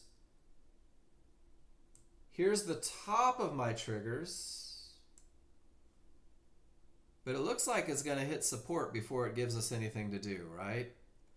And then Cheetah, check this out. If I put the box on the large triggers and I put the circle on the large triggers of the small chart, do you see how they overlap? Do you see how that correction point where we expect price to come back to, they're right on top of one another. It's the same price range on both charts. That's what we call a symbiotic relationship, ladies and gentlemen. They are working together for the greater good. And that's where advantages come in. You just have to practice. Practice, practice, practice. So guys, I'm going to leave you with this market. I'm going to go stretch my legs for 5 minutes. I'm a firm believer that if you sit in front of your screen long enough without a trade, you're going to fabricate one. I think you should stretch your legs. I think you should go take a break. Grab some fresh air. I'll meet you back here in 5 minutes.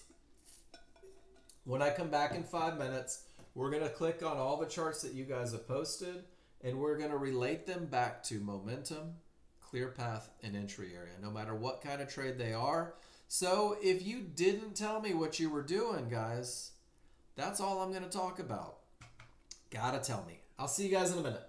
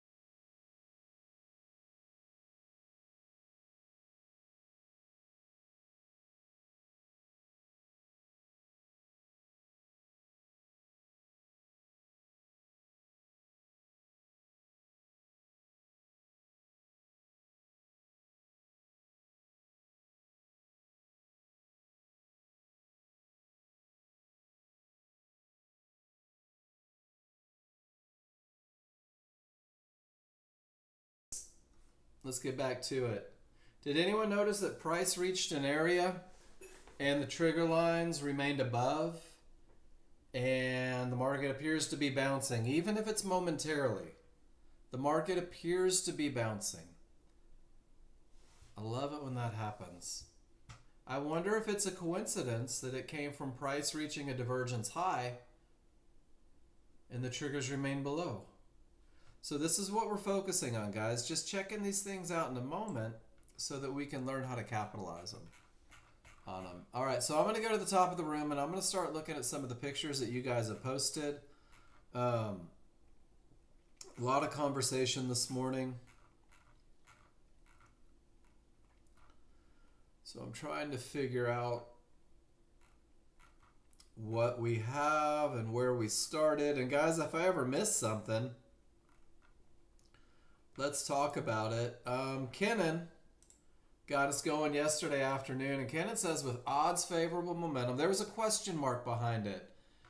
Do you see how the smalls separate from the large, larger wide? That is absolutely odds favorable momentum. Smalls break through the area, you snap back. Guys, that's a momentum trade. And Kenan, that one is 100% perfect. That is the way Nexgen teaches momentum trades. That is 100% straight out of the rules. Beautiful trade. And then Paul, you took it the other way, but what's the challenge on this one? That's what we have to know. And I know that you're working on these. Let me go to the present. Oh, dude, that one was perfect.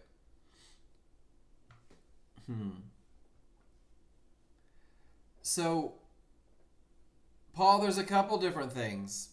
You don't really have odds favorable momentum at the time of the entry, I'm assuming, because 25 is right here. So we're inside. It's strong trending. You don't have momentum, but the problem is on this one, Paul, is that your small triggers are still below the one-to-ones. Divergence printed straight from the one-to-ones, which means that we're not arbitrarily jumping in at support. But let's go to the great side of it. You enter on a confirmation bar. With everything going up, you said it could go lower. Let it go up. And then you just absolutely nailed it. You got to the right side of the small triggers. In a perfect world, the small triggers break the one-to-ones and then the pullback happens. That's your highest probability look. Great read.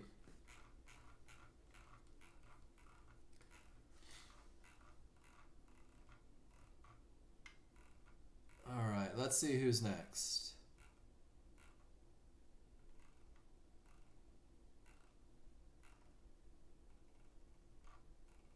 Man, we got a lot of pictures. Or a lot of distance. When we talk in the morning like this, there's a lot of back and forth.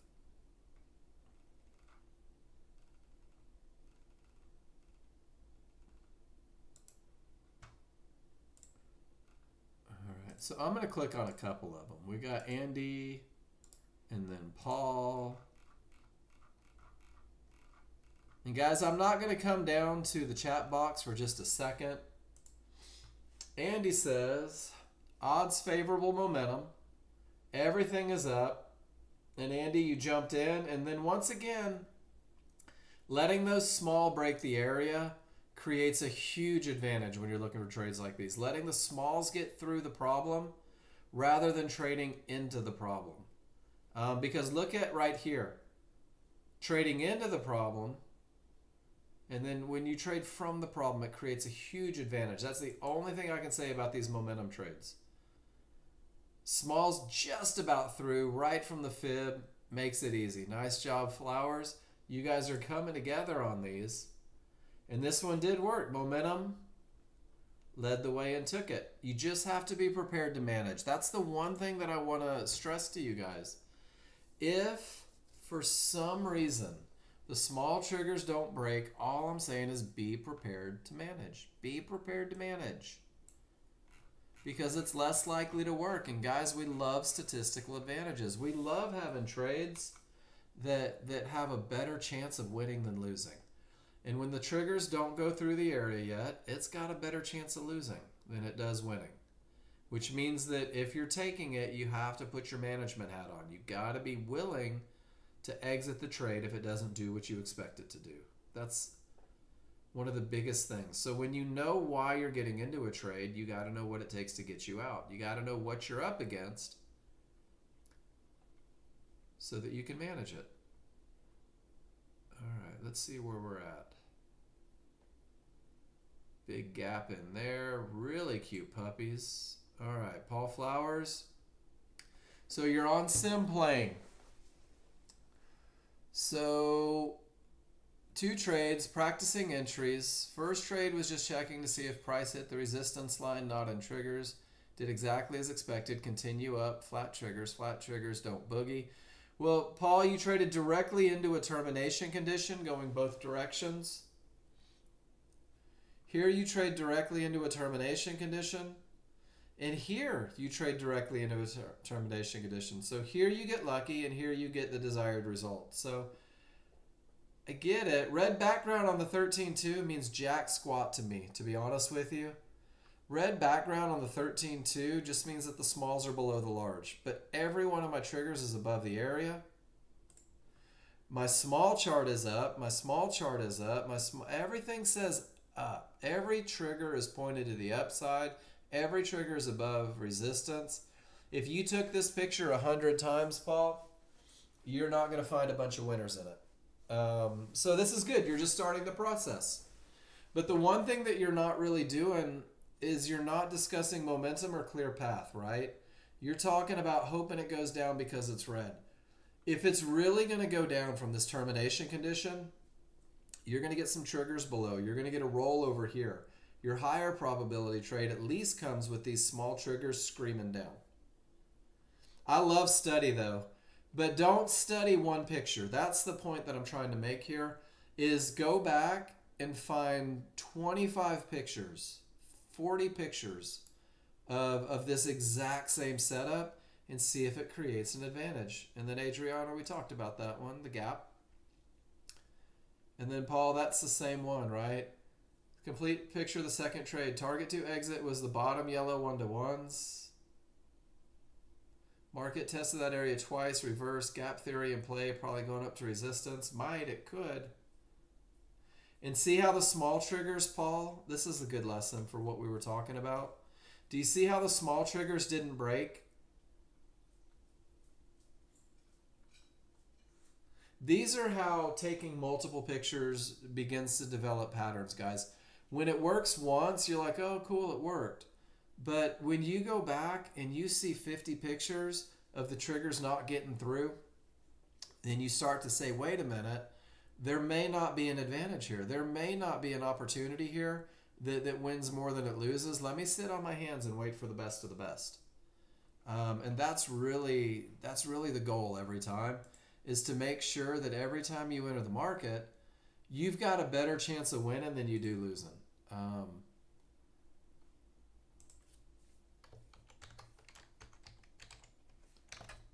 Let's see who's next. And then Paul put in there, if it's not repeatable, it'll be found out. Absolutely. So we're looking for repeatability. We're looking for something that happens more than it doesn't. And then this one, see how everything rolls? So you've got the termination. The triggers are below. Everything rolls. Let's read your checklist here. Market vacillating in an area. I like that. Using a very tight management to make a profit. Small triggers on the correct side of the large. I love it. Strong top. I love it. Room to the 1-to-1s. I love it. Rule number 1 met. Rule number 2 met. And then rule number 3, you get in at the trigger lines rather than the area inside of the trigger lines. And then, Paul, do you think it's a coincidence that it was actually the area right inside of that synthetic at the very top, which is where the market headed down? And that's $50 per contract. Pretty cool, right? There might be something to these rules. Odds favorable, clear path. It goes to the area inside of triggers, and dang it, down it goes. I love it. This is the one, Paul. It's easy to hope that it goes down. It's easier to have everything say that it's going down. Nice job. You got anxious. It happens. Anxiety comes from not trusting the plan completely.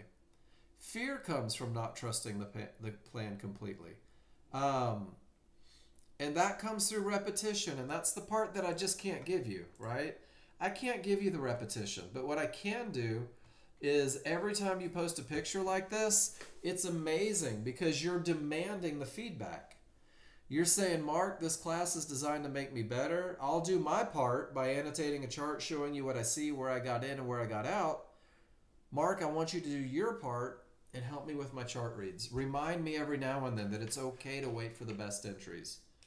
And sometimes I just point out that you've got this and now you're just developing trust, and that's all that it is. So good stuff. All right. Jonathan, good morning, my friend. Everything was down, and Jonathan, you went into that midband, and this is one of those times where the midband is acting as a termination because of the gap theory. And then beautiful recovery. When that termination condition rolls everything, you take the momentum style trade from the right side of the triggers. Absolutely perfect. And then when it pulls back to support inside the triggers, it looks like you add on. Brilliant. And it goes all the way to resistance. So Jonathan, outstanding. Outstanding. Let's read what you wrote. Second entry met odds favorable momentum, triggers up, pull back to large triggers, areas inside of favorable large triggers. Areas inside of favorable large triggers. Ended up on third divergence per this morning's lessons, not a rules entry. At present, however, had the worst thing developed and that re-entered again on the way up once it went. I only see two divergences here. And I don't see any fighting against you. So I saw two here.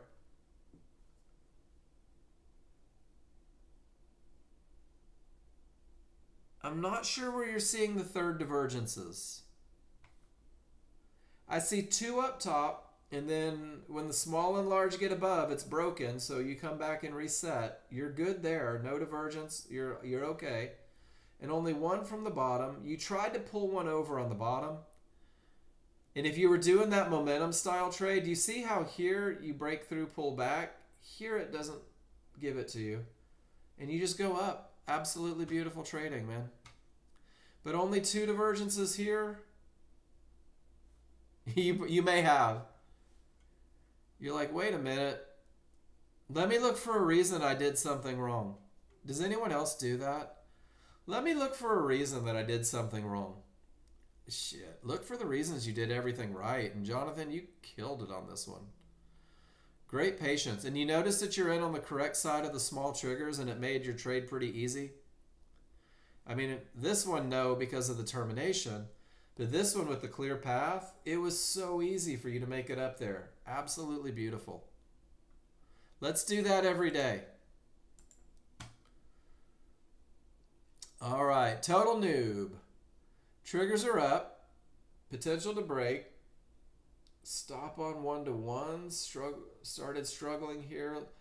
You're covering a lot of the information here. Where did you enter? You entered here? One thing that's helpful, total noob, is, man, don't cover everything that I'm trying to read with your typing. And this is just going to be a little annotation class, guys. Things that you have to talk about if you want to get to where you want to be. Did you have momentum on this trade, total noob?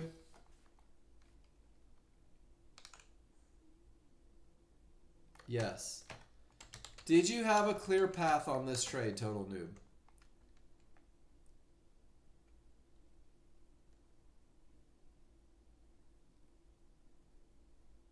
I'm going to say yes.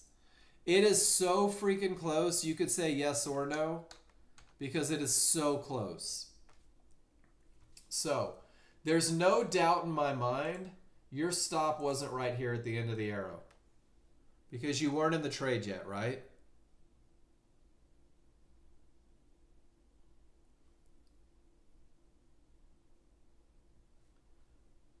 So let me double check.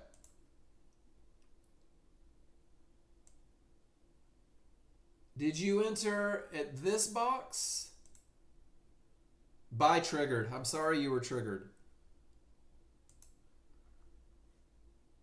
Oops. Where did the other one go?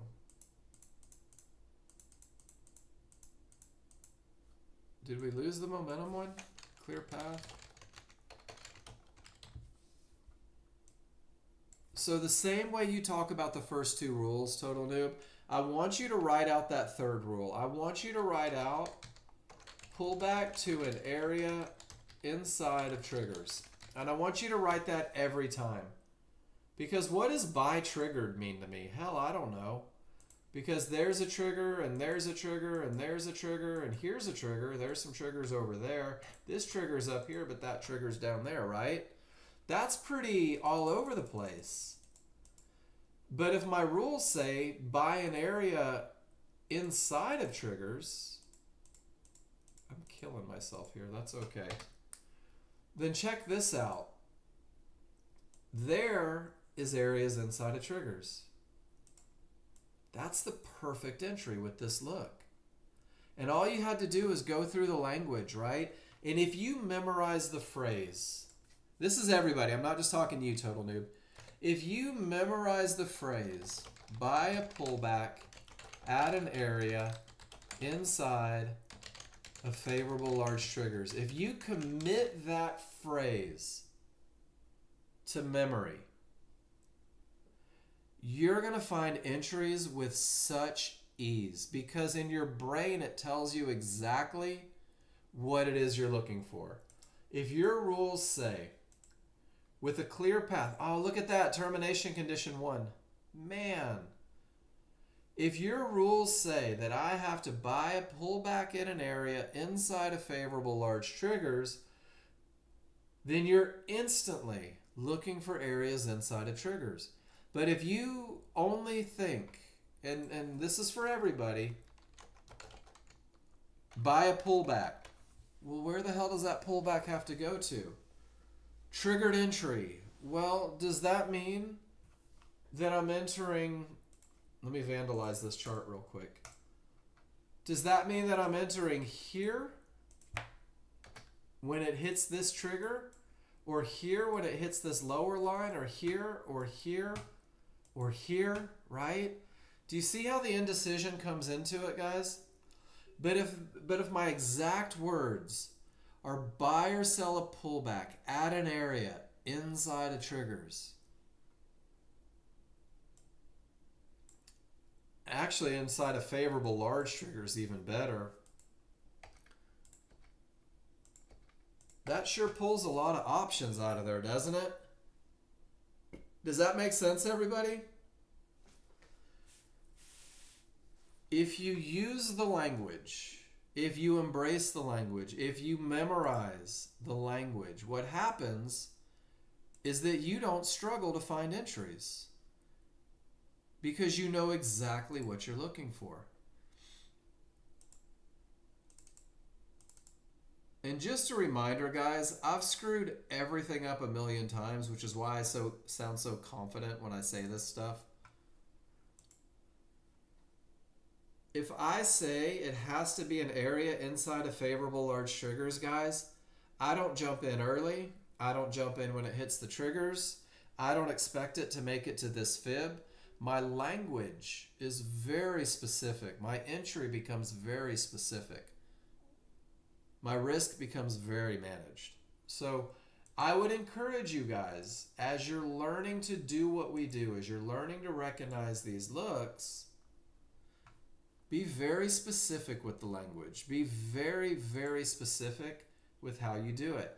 I love your large chart look. Let's get back to that, Total Noob. Large chart looks amazing. That was your best entry. You took a second shot at it. And you got chickened out with everything green, right? You didn't have 3 divergences in the same price range. Every one of your trigger lines was going up. And if you got in at 19, at 24, you were $100 up. You could have gone break even with absolutely no risk on the trade. And I would never tell anyone what to do, but Total Noob, if you're trading the NASDAQ, and you don't know your rules like the back of your hand, you are uphill in the snow fighting grizzly bears with an Evel Knievel lunchbox. Because the NASDAQ is a different animal. It's about 20 times faster, and there's some nuance to the entries that don't fit the patterns that I teach in this room. Odds favorable, clear path, pull back to the area inside of favorable large triggers, and as long as Adriana's on the left side of those small triggers, she's getting paid all the way up. Absolutely beautiful. Nice one, Adriana.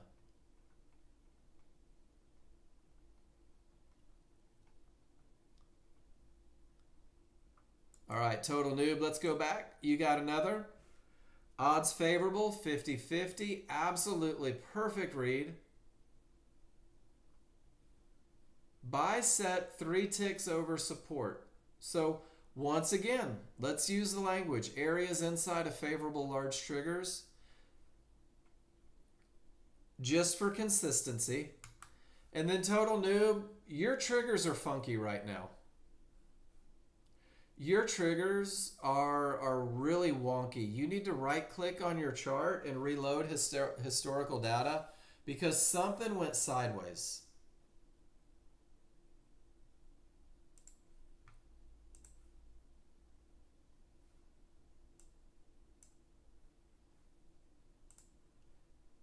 And then total noob, this is one of the reasons my wife finds me to be such a pain in the ass. Is you just showed me a trade where you were up $130, but you're showing me the potential for a trade where you're only up $10. So total noob, do you want to talk about the $120 that you lost? Do you want to talk about why you lost it, where you lost it, whether or not the rules were met when you did lose it? Or do you only want to show me the ones that work? Because I'm telling you, let's find out what you did wrong so that we can fix it. I see everything, guys, and this is so common. I don't want to post losers because it means that I'm not perfect at this in my first week. So where did that 120 go? Did you follow rules? No worries. You may have. If I missed it, I apologize. But I don't think I saw that loser in there.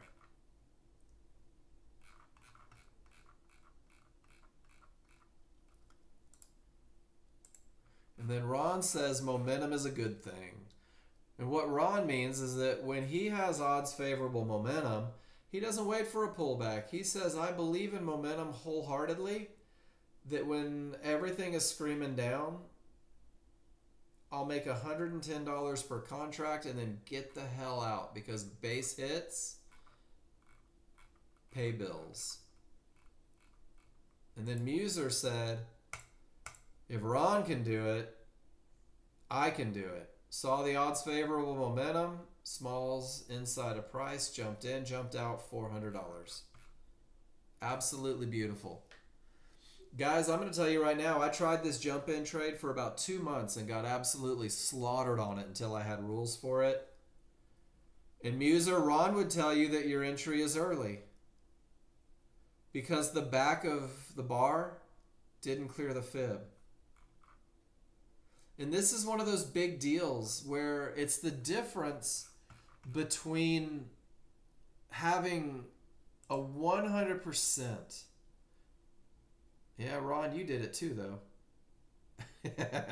You did it too. You broke your rules. And I'll call you on it. They're your rules, guys. You're allowed to break them. But if you post in my room so much that I know what your plan is, I'm gonna know if you broke your rules.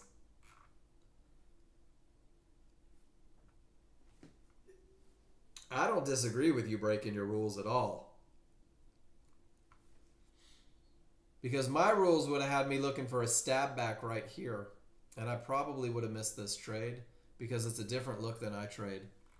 Finger on the button. The worst is when your finger's on the button and you accidentally double click and it turns out to be one of that 20 to 30%. Adriana, Odds favorable, 50-50. You're in at the very top. That's a pretty big window. But you know where your stop goes. And once again, pretty easy. Trading with momentum, trading with direction, trading from areas, trading to areas. Guys, this is how it's done. This is the easiest way to make money. Yeah, or you when you do a great one and you're still on sim. Amen. All right, term, no triggers passed, odds favorable, no areas inside of triggers at all. No areas inside of triggers, no clear path. Stop way off in the hope distance. Morgan, I love everything about this trade. And guys, I'm going to be real honest for a second. If you don't take this trade, you're never going to learn how to avoid it, right?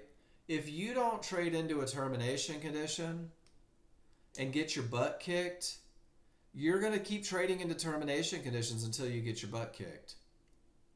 If you take entries not inside a favorable large trigger, Adriana, have a great weekend. If you put your stop way beyond where the market should go, guys, if you don't do it, have fun. Have fun at the party. Say hey to the Donald for me. I love these trades. I've got a million pictures of me doing the same thing, Morgan. Maybe not a million. I've got so many pictures of me doing the exact same thing. And I don't know if you read it in the room earlier. My brother, let me give you some John Novak wisdom real quick. So I would post this in the room. And his response to me, let's block everything out, is he would say, Mark. So in this case, we're going to say Morgan. How many times are you going to break your rules and lose until you get sick of it? And I kid you not, that's what he said to me. He goes, Mark, how many times are you going to break your rules and lose until you get sick of it? And the truth is, guys, the answer is probably about 300. That's one of the reasons sim is so great, is you're probably going to break those rules about 300 times before you finally believe that you shouldn't be doing it, until you finally recognize it in the moment that that's not your trade anymore. And Morgan, if we don't have this conversation every now and then, you're not going to get there. But you should take them on every chart. Create muscle memory. Guys, I'll be back in about 3 minutes. My dog's asking to go potty, and I don't feel like steam cleaning carpets. I'll be back in a minute.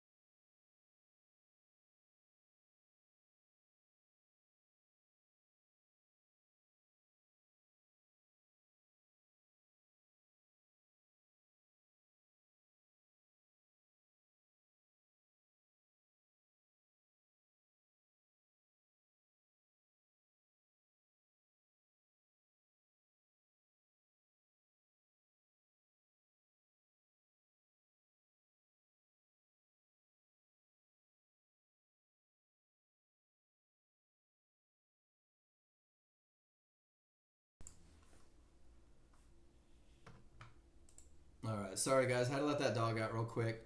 So Morgan, when I was playing baseball, I used to go to the batting cages, or during practice, even live pitcher, I would swing at every pitch.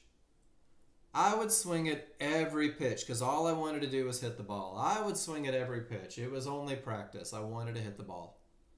But what happened is when I got in the ball game, I swang at every pitch because that's what I taught myself to do. And I say this every day, guys. I know it's fun. I'm gonna jack around on sim and see if I can get lucky. If you're building a plan, guys, simulator's great. If there's a pattern that you think you see, and you think, man, this could amount to something, simulator's great, right? But if you're knowingly trading in determination conditions and not from areas, all you're doing is you're saying, you know what, I'm bored and I want to do something when I'm bored, and you're telling your brain that it's okay to break your rules. And this is just a cautionary tale because so many people do this, guys. Trading takes a mindset, it takes a discipline, it takes a focus. And if you're willing to so just flagrantly break your focus, you're not going to have it when it's real. Just a thought. You do what you want. I don't give trading advice. Pete, 50-50. Not a clear path, Pete. Not a clear path. Right? What's the next one look like? All right. So let's do this one. Pete, can we do a little truth in advertising?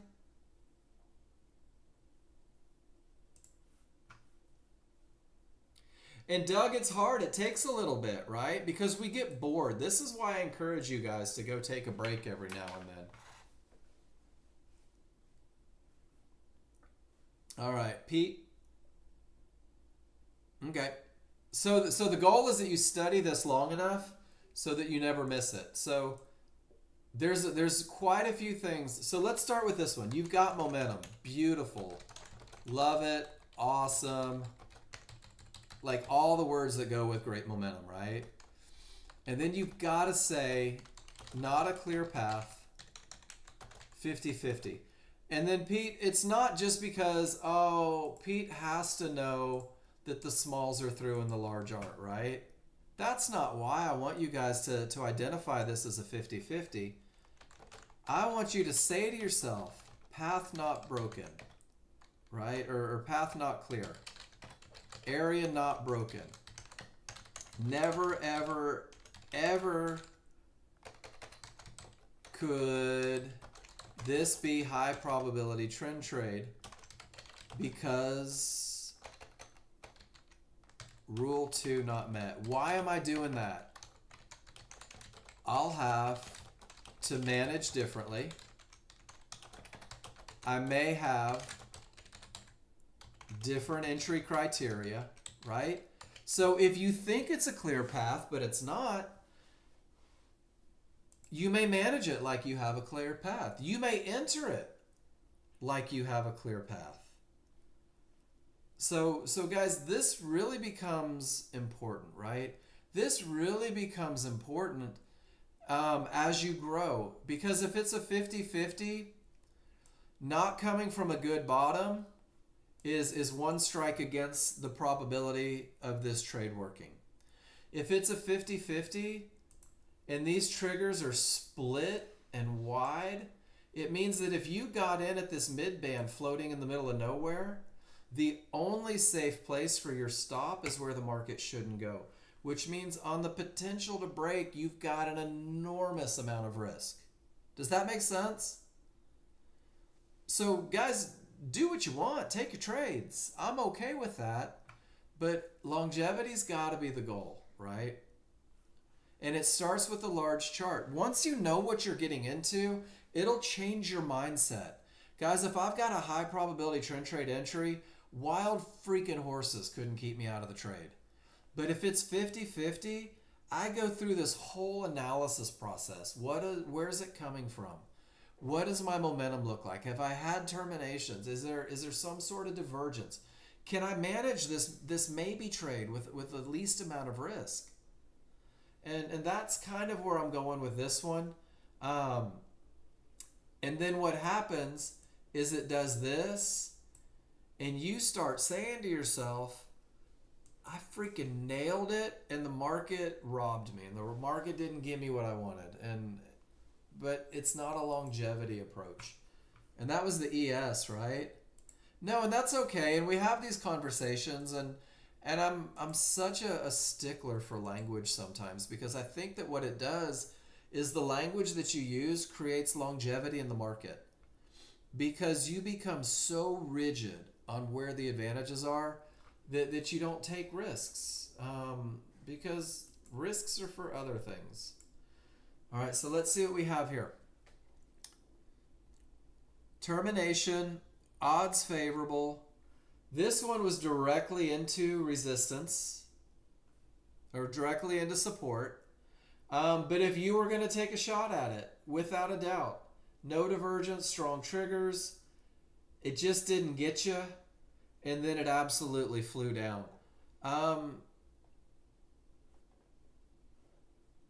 Termination makes this more likely to work. Strong triggers makes this more likely to work. No divergence makes this more likely to work. So the read becomes important. Pete, did you recognize that this was directly into a potential termination? That none of the triggers had broken through support?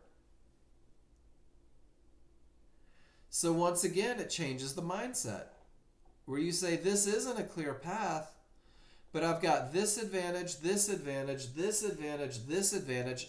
I know exactly where the market should continue. I'm willing to take a small risk into that area. I like the setup. I too probably would have had a limit order and would have been bummed that it didn't get me. And this just goes back, guys, and this isn't just lessons for Pete. This is lessons for everybody. Understanding exactly what you're getting into will change the mindset on whether or not you just jump in, or whether you're a little more critical on whether or not. No worries. So if you don't write clear path, if you write in your brain, Pete, or if you write on your chart, your brain is going to say, let me show you how. Can I just type my thought process on here? And I know you don't want to talk about the idea that you went short, not from areas inside of triggers and determinations, and you don't want to talk about jumping in here. Oh, that was your exit? You jumped in at the top into a termination without momentum, and you got stopped out right there, and then you went long here back into the termination, and I don't see your stop out there. Not ever. You haven't seen all of my trades, Pete. You haven't seen my trades yet. I've done some crazy dumb stuff. But this is what I do. When I do this, this is my just where my brain goes, Pete. So I'm from a term. And that, to me, this is a pattern. When it comes from a termination, it reverses the market. What this pattern tells me is shorts are more likely to work. And areas below me are more likely to break. That's it. It doesn't mean that they will, but because it's a termination that reverses the market, that's my thought process. This is where my brain goes here. And then I say exactly what you said. Whoops. I go from, because it's from a termination and because I have odds favorable momentum, the area is more likely to break. And this is just patterns. This is repetition, right? Kenan, I will not be outdumbed. You can't do it. And then my brain says this. Then my brain goes, damn it, because my brain swears. Damn it. This is a termination condition, which is okay. It's okay to say that. Some people don't want to type it because if they type it, they're going, oh no, I'm breaking my rules. And I'm breaking my rules and I have to put that in the room and Mark's going to know I'm breaking my rules and oh, he's going to take me off his Christmas card list. But the reality is I'm saying, man, this is a termination condition. So, because of the momentum and the strong top, I'll look to the 5-1 for a tiebreaker, right? I might be willing to trade into this term if the 5-1 gives me the perfect entry. So over here what I do is I say I have no divergence. That's good. I say I have odds favorable momentum. That's good. I have small window with manageable risk. That's good. This is worth $100 to me. So guys, the more you become a chart reader, the more mechanical your thinking becomes. Where am I coming from? I'm coming from a termination. A termination that reverses the market is a strong top. This increases the likelihood of success for short trades. I also have odds favorable momentum, and odds favorable momentum has the potential to break areas.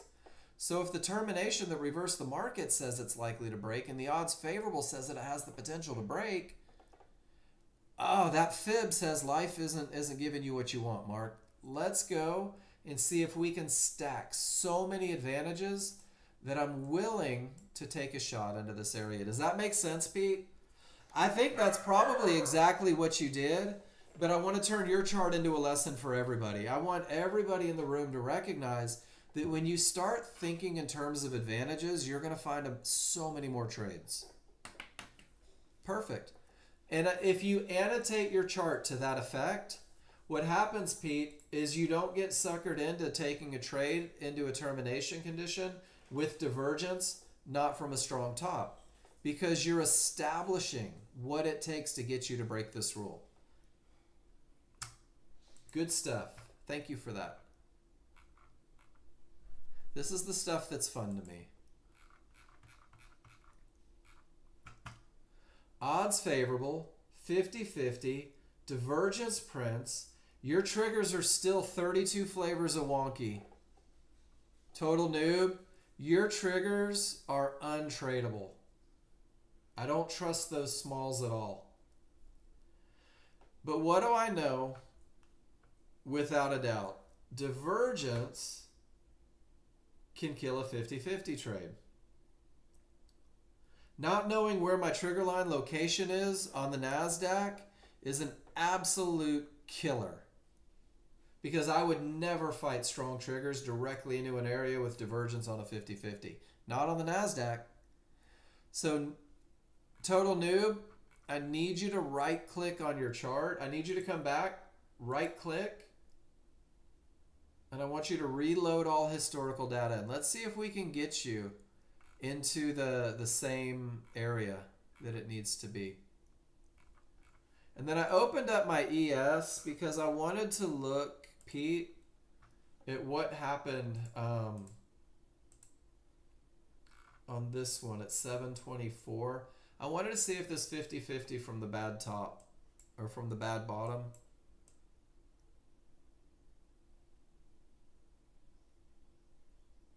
What time frame are you in, Pete? Are you Eastern?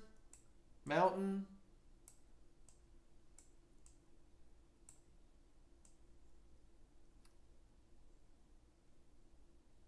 Trying to figure out where that 50-50 was. Because I'd love to see what happened to it. I think it was this one. It was right up there somewhere.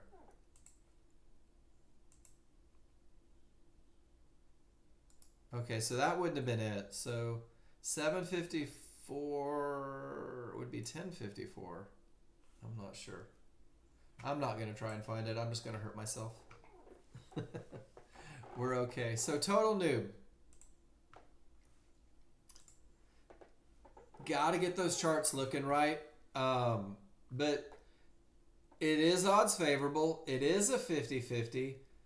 Limit sell placed at resistance. And this is where understanding what kind of trade you're in lets you know what you're up against. And divergence on a 50-50 is a pretty rough look. Divergence on a 50-50, you got a tiny window of opportunity. I say it's acceptable risk if you're going to take it with one shot. Just knowing what kind of trade you're in lets you know what you're looking for. Good stuff.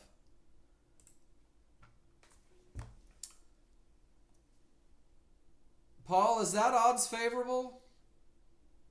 I love that you call yourself dumbass. Is that odds favorable momentum with these large triggers not even rolled yet, not even open, not wide in the direction of the trade? No. Definitely not a clear path. Triggers are ugly as all get out. And you got scared that it was going without you. And then if you would have at least waited for the area, you had a fighting chance, right? So you got scared that that market was going to go without you and jumped in. And then it took you out right at the area inside of the triggers. Tough trade. You got to take them though. You got to take these trades so you know what not to do. You've got to take these trades so you know what it looks like. No, you don't get dumb. That is not dumb. Dumb would be not posting it in the room. Dumb would be not annotating the chart. Dumb would be not taking this lesson and turning it into success later. So, Mr. Flowers, in my opinion, you're being pretty kick-ass with what you're doing right now. Did not buy the pullback because 3 divergences had not broken. Jonathan, you are so focused on these 3 divergences.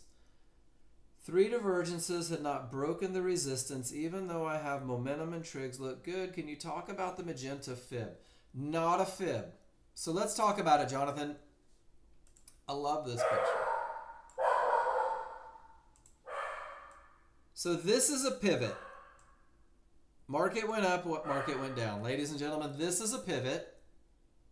This pivot had a loss of momentum. That's what creates this magenta line. This is not a fib. The only things that are fibs are resistance and support. Resistance and support. So this blue line at the bottom came off of a pivot as well. There was a loss of momentum off screen. I want you to see something pretty cool. When price reached and triggers remain above, absolutely no short trades. This is a termination condition. Does that make sense, Jonathan? Everybody in the room. This is what we call a pivot stop out. Price reaches a divergence low. Triggers don't break. It's a termination. Check it out. Price reaches a divergence high. Triggers don't break. It's a termination condition. If price trades back below this magenta line, it's a pivot stop out. No long trades. So Jonathan, here's something that's pretty cool. There's no reason to even look at your small chart because your rules aren't met. 100%, your rules aren't met. It's a termination condition. And now, if we're playing that game where you're like, you know what? I might be willing to break this rule. None of your triggers made it through the 1-to-1, so it can't be a momentum trade because the rules aren't met. That's an area inside of one trigger. There's the other side of it. So Jonathan, if you're going to take a trade into a termination and your window of opportunity is this big, which means that your stop has to go all the way down here, does that feel like acceptable risk? Into a termination condition. So all we're doing is we're talking through it. We're talking through large chart advantages. The momentum is amazing. The termination condition will eat your lunch. And this is where we get presumptuous and we have absolutely no memory. Not you, Jonathan, me. If this divergence low stopped the market in its freaking tracks, why am I so egotistical to believe that this one's just going to roll over and break for me? And this is why rule number 2 is the most broken rule in the book, guys. Because even though it's only 15 minutes in history, doesn't this look right here say don't try the long because this is the most likely outcome? Pretty cool, isn't it? Which means that I don't even have to look at the small chart because I know that I don't have my rules met. It did break, but only a couple ticks. Did the triggers break it, Jonathan? Remember, it's not price. Here, we got 2 ticks below and it traded above. It's not price, man. It's triggers. It's all about those triggers. Great picture, dude. And good patience. Much better, Total Noob. Much better. Mr. Morgan. I'm assuming it's Mr. Morgan. Let's see what we have. We have... I don't see any divergences. You want to do me a favor? Will you take a repick and actually show me what's going on down there? Let's see if it's important.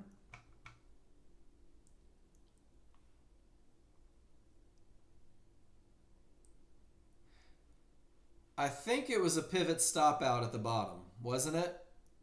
It was a textbook termination condition that stopped the market completely. Because I think that was Jonathan's picture. Same look. And then when I come up here, you've got a huge window of opportunity on a 50-50. You choose to take it with confirmation, saying, you know what, everything's going up with momentum. I'm willing to take a shot. I've got a fib to support it. I've got a stop in place, and I'll manage it aggressively.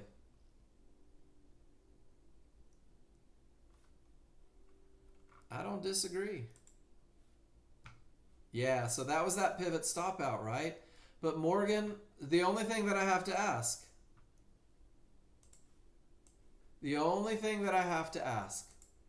is, was your stop here or did you go behind the reversal bar?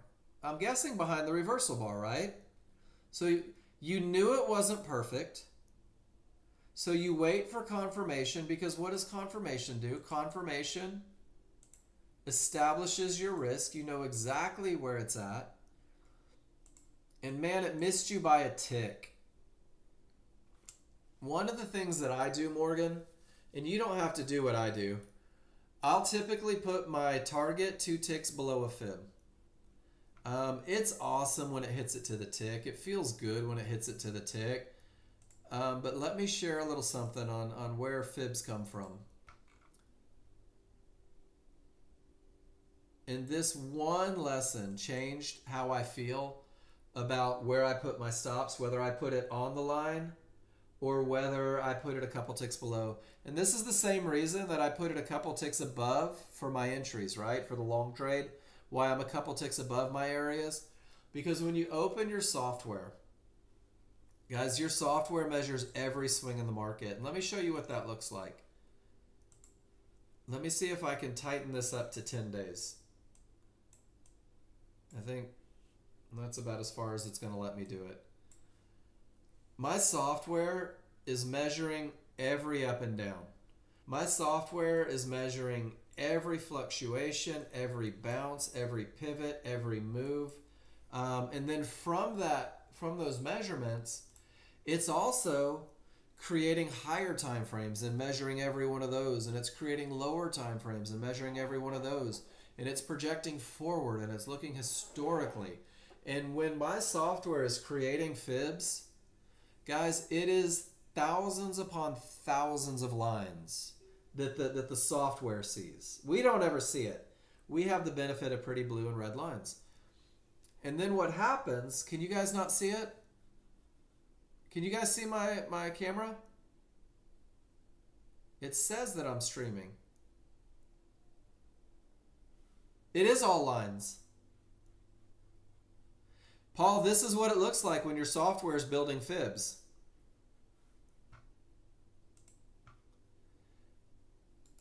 And then what it does, here, let me give you a picture of that just so you know that it's not your screen. What it does, guys, is this is where I had to admit to the universe that my brother is brilliant.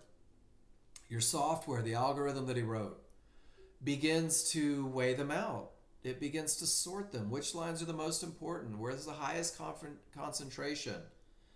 And from all of this mess, from all of this, you guys my age remember Yar's Revenge on Atari 2600.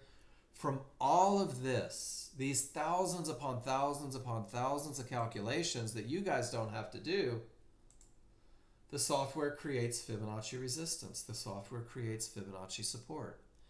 So you now have the ability to understand exactly where the market is likely to stop. When it says buy high, you know where high is. And when it says sell low, you know where low is, or sell high, buy low. I did that backwards. So when I'm doing profit taking and I'm saying to myself, I want to make it to that fib, I'm totally cool being a couple ticks below it and getting paid. And I'm okay sacrificing 20 bucks to make sure that I don't lose 100. And that's where you don't have to know where fibs come from to be able to do that. You don't have to understand that. But it's kind of cool. No, that's what your software looks like. So that's why it takes a minute or two for your software to load. It's running thousands upon thousands of calculations. Guys, people used to do this in the morning. They used to wake up and they would take 20 measurements. They will take 20 measurements. And then they'll work off of those. You have the advantage of bajillions of measurements, tons of measurements. And they all come together to create these pretty blue lines.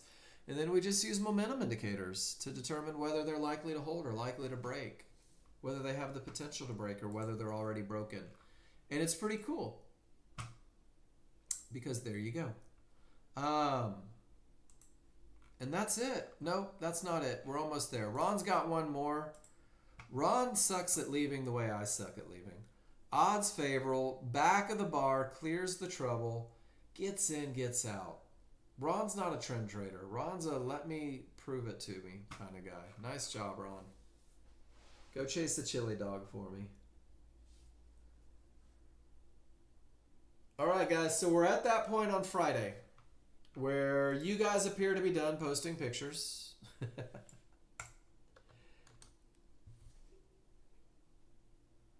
Look at that. It's still coming off of that fib, isn't it? Isn't that wild? That fib created a huge bounce directly into a termination. Everything rolled over. Ron got paid. And it made it right to the next key area. Yeah, there may be. It's all patterns, isn't it? For you momentum traders trading the potential to break,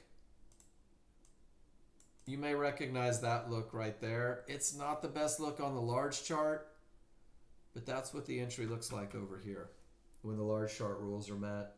What do you guys want to talk about?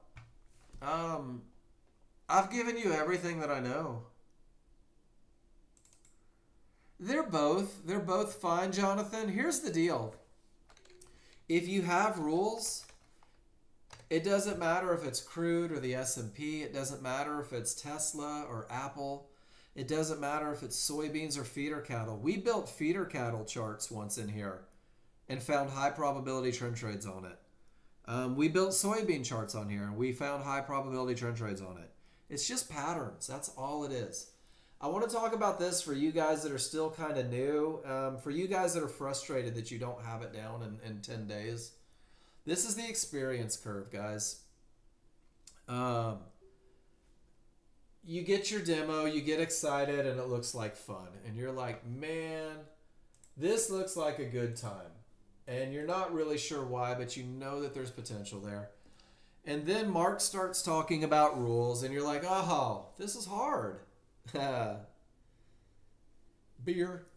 And you're like, wait a minute, I've got to learn stuff to be rich? I've got to study to be a millionaire? Holy smokes. And then you start doing it. You start following rules a little bit and recognizing advantages and getting lucky, breaking rules. And you're like, I don't know what I'm doing, but I'm going to keep doing it because I keep seeing things. I keep seeing people getting paid in this room. And right about 30 days, you're like, I've got this nailed. Usually, Morgan, it's when you're jacking around on sim and you're getting lucky. Your brain doesn't know that you're getting lucky. And it convinces you. That little devil on your shoulder is like, dude, you got this. Let's put your anniversary ring money in there. And let's just go ahead because you're 25 days in. You've gotten lucky on sim. Let's go live. And Morgan, I coughed your name, but I really should have said Mark, because this is my path 100%. I'm pretty sure this is why John built this. I went live right around 30 days, guys. I went live without ever having taken a picture. I went live without writing a plan. I didn't know what my entries looked like. Hell, I didn't even know why I was taking entries. I didn't know how to manage it. I'd never used the spreadsheet and I'd never participated in class. But because my last name was Novak, I felt entitled to win. And it's embarrassing, but that's what it is. And I blew out $5,000 in 21 trades. I blew out $5,000 in about 2 hours, guys.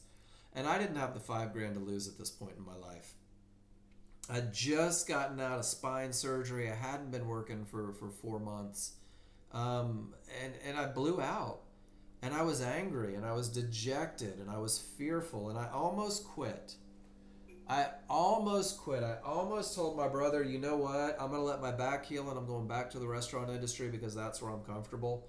That's my comfort zone. And he said, Mark, don't quit. He goes, Mark, I want you to do this. And of course, he's my brother, so he was condescending and probably dropped an F-bomb. He goes, why don't you try and do it the way that I told you to do it? Why don't you try writing down what it takes to get you in? Why don't you take pictures of that so you know what it looks like? Why don't you participate in my class so we can make sure that you have the right rules? And after getting blown out of the water, and I'm sitting at that I don't know shit stage, where I was contemplating quitting and contemplating moving forward, guys, this is where I followed the path. This is where I did exactly what I ask you guys to do every day. And it started to make sense. And I started to be amazed at the chart reading that I had. And this is where I'm at. And guys, this is a very real roller coaster. And most people will go through this. Most people will do it wrong, will lose a lot of money, will get pissed off, and they'll either quit or they'll do it right. You don't have to.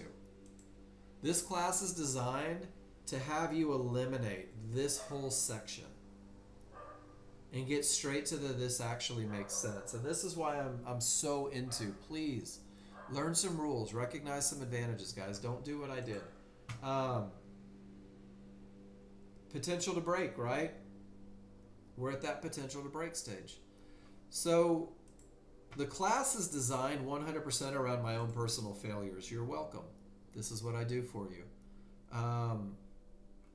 In Total Noob, I will. Let me hand you a loaded gun and a bottle of whiskey. And God, I hope I see you on Monday. This entire section on the spreadsheet that I give every day revolves around the NASDAQ. And it just talks about high probability trend trades. That's it. That's all this focuses on is high probability trend trades. Total Noob.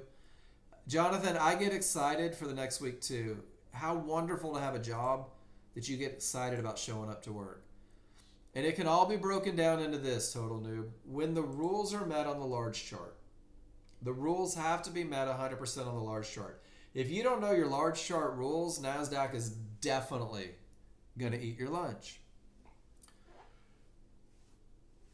So it goes on a couple concepts. Total Noob. And you know what? While I'm talking about this, let me open up a NASDAQ chart because I want you to see this. Where's it at? Here it is. So when I talk about two charts, and every day I talk about trading two charts, every day I talk about using a large chart and a small chart, right? And we talk about it, and we look at it, and we talk about why. And this is important if you're trying to be successful on the NASDAQ. This is very important. On crude oil, on the S&P, on gold, on the Russell, on whatever you're trading in life, this is a 13-2 chart. And then Total Noob, do you remember me saying don't fight the large chart, right? Don't fight the large chart.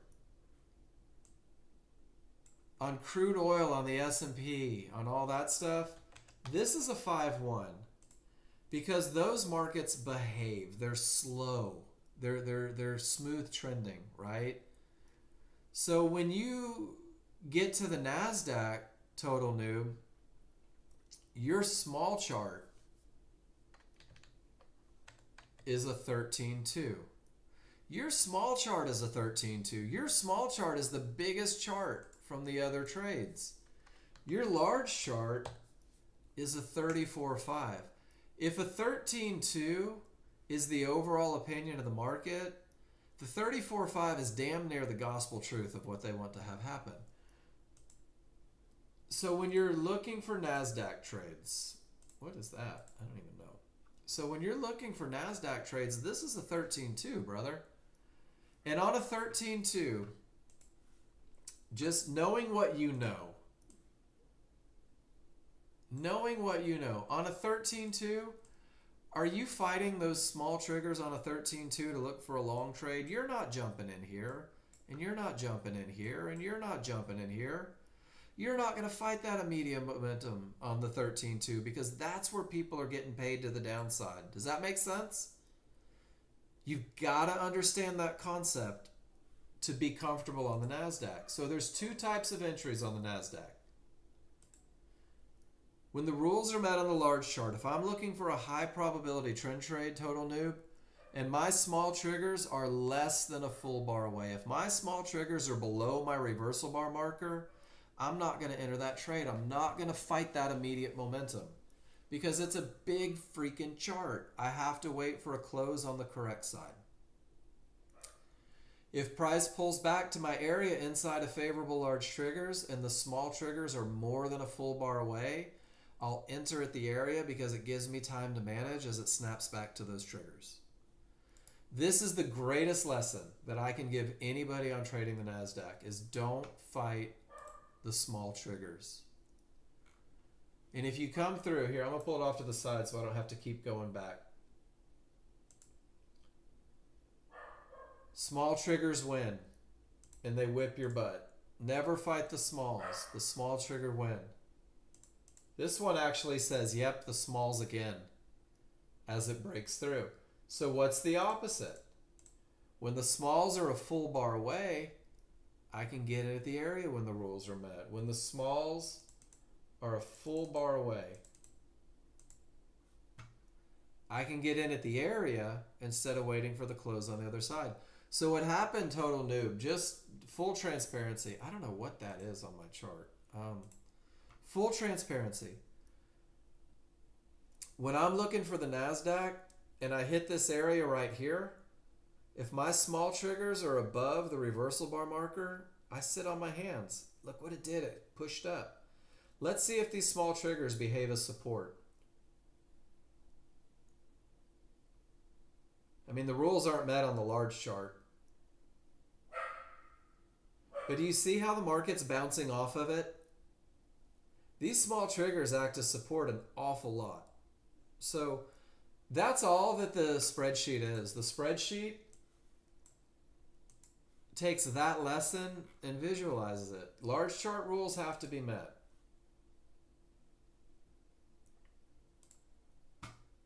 And it still hasn't broken through. I mean, the rules aren't met, right? But it still hasn't broken through. It's using them as support. Now it breaks below. Now I'm on the correct side of it. Oh, crap. That's a live account. We don't want that. Yikes. Actually, I guess I could have held that one with the termination and everything down. But once it gets below, those fluctuations seem to stop and it starts to move in the direction. So you've got to learn that lesson if you're going to try to trade the NASDAQ.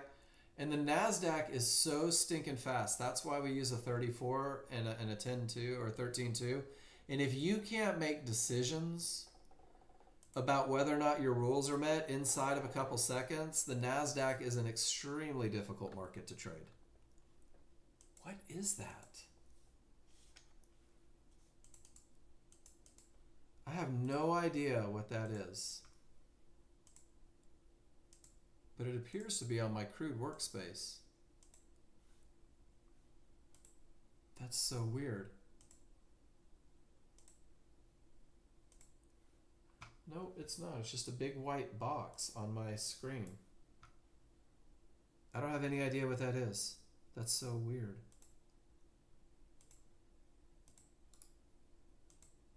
Oh, it was one of my pictures. Cool.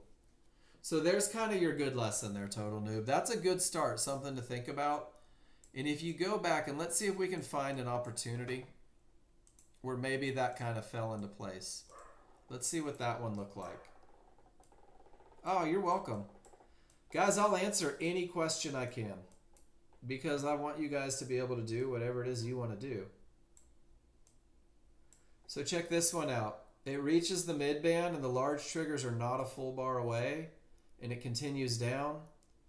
And then once it gets above them, that's when it starts that zoom up. And you see that a lot on the NASDAQ.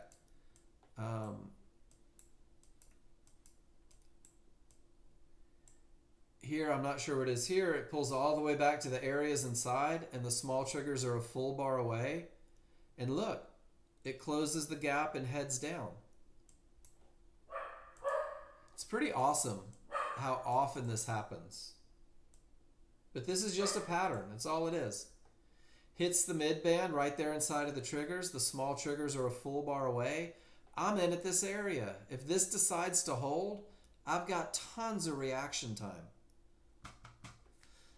Kenan, go to your friends. Have some fun. We're going to wrap this one up. I'm going to go to the driving range, try and dial in some distances. I finally learned how to hit my irons, so I got to go practice on the simulator because I've got a tee time.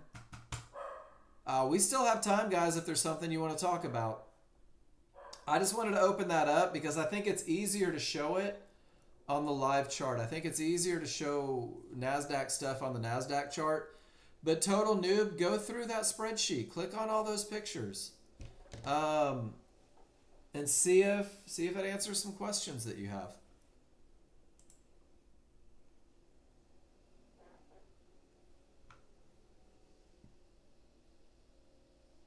You play in Scottsdale? Right on, Pete. I'd love to. When I was in Arizona, I went to the Motorcycle Mechanics Institute over there off of North Bell. My oldest son was actually built. Well, I guess he was built in Arizona too. But he was born right there in Paradise Valley, right by Scottsdale. And I played one round of golf in Arizona. I would love to go play. You have a Harley? Oh, man, you must be old. Just kidding. Paul Flowers, take care. Never owned a Harley. I've owned a lot of motorcycles. Never a Harley, though. Phil H. I use a 34 and a 10.2. I like that a 10.2 speeds it up a little bit. And this is just something that I got from my brother. A 13.2 works just fine. I don't use an 8.3. I use a 10.2 and a 34.5. No, definitely not. My range is a 21. NASDAQ's too fast. Do you want a copy of my workspace? I'm happy to share it. Yeah. And then if you have questions, let me know. Oh shit, I'll give you the workspace.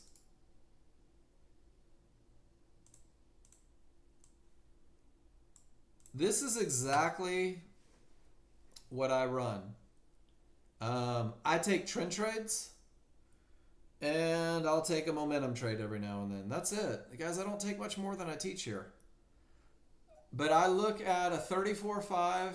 This is it. This leads the way all the time for me, Phil. That's the only thing that's important to me. If I have a termination on this chart, I couldn't care less what's going on another chart. And then I use a 21.3, and I'll use this to identify key areas and odds favorable momentum. And then I'll use my 10.2 for entry. Boy, I should have really stayed in that short, but it freaked me out that it was on my live account, and I wasn't prepared. And then I do have the 21 range off to the side over here. And the only thing that I use this for, Phil, is confirming momentum sometimes. But if I'm looking to potentially get in at a termination condition and go the other direction, I look for this white bar and for these small triggers to roll, and then I find my entry. So I've got quite a few moving parts, guys. My plan is very small and simple, and it doesn't necessitate all the charts that I have. Most of them are completely 34.5 and 10.2. And I get 99.9% of the information that I need from only two charts. But because I've got a brother that sees patterns in his sleep, I've found a couple ways to find advantages. Maybe I'm looking to hold for bigger moves. That 21 odds favorable momentum and a clear path helps me out a little bit. Absolutely. I don't trade the ES. But on the ES, it's a 13.2 and a 5.1. Because the NASDAQ, here, let me do this real quick. Let me build a 5.1 chart on the NASDAQ. Just want you guys to see how quick this thing moves. And why I refuse to trade a 5.1 NASDAQ chart. So here comes the 5.1 NASDAQ.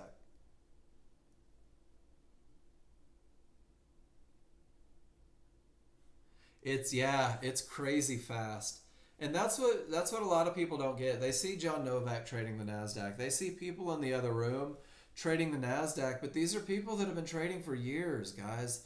They're so in tune with what their rules are that they know exactly what they're looking for in a fraction of a second. And if you're brand new and you're trying to have that same reaction time without the experience, it becomes difficult. It really does. But even without the fibs and stuff in, you can see that the small chart, this 5.1 looks like it's on its way up, right? And the large chart is 100% on its way down. So there's a huge discrepancy. Whoops. Where did it go?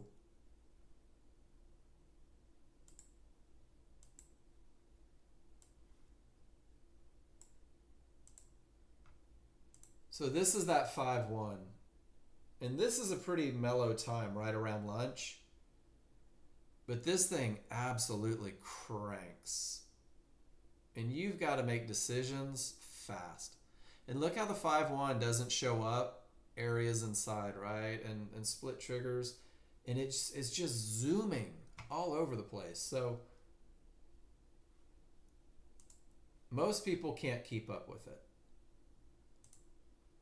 I can't. And I'm pretty good at reading charts. So good stuff. Guys, what else do you want to talk about? Is there anything else? Or are we going to call it a week? It's been a good week. It's been an awesome week. You guys have done amazing.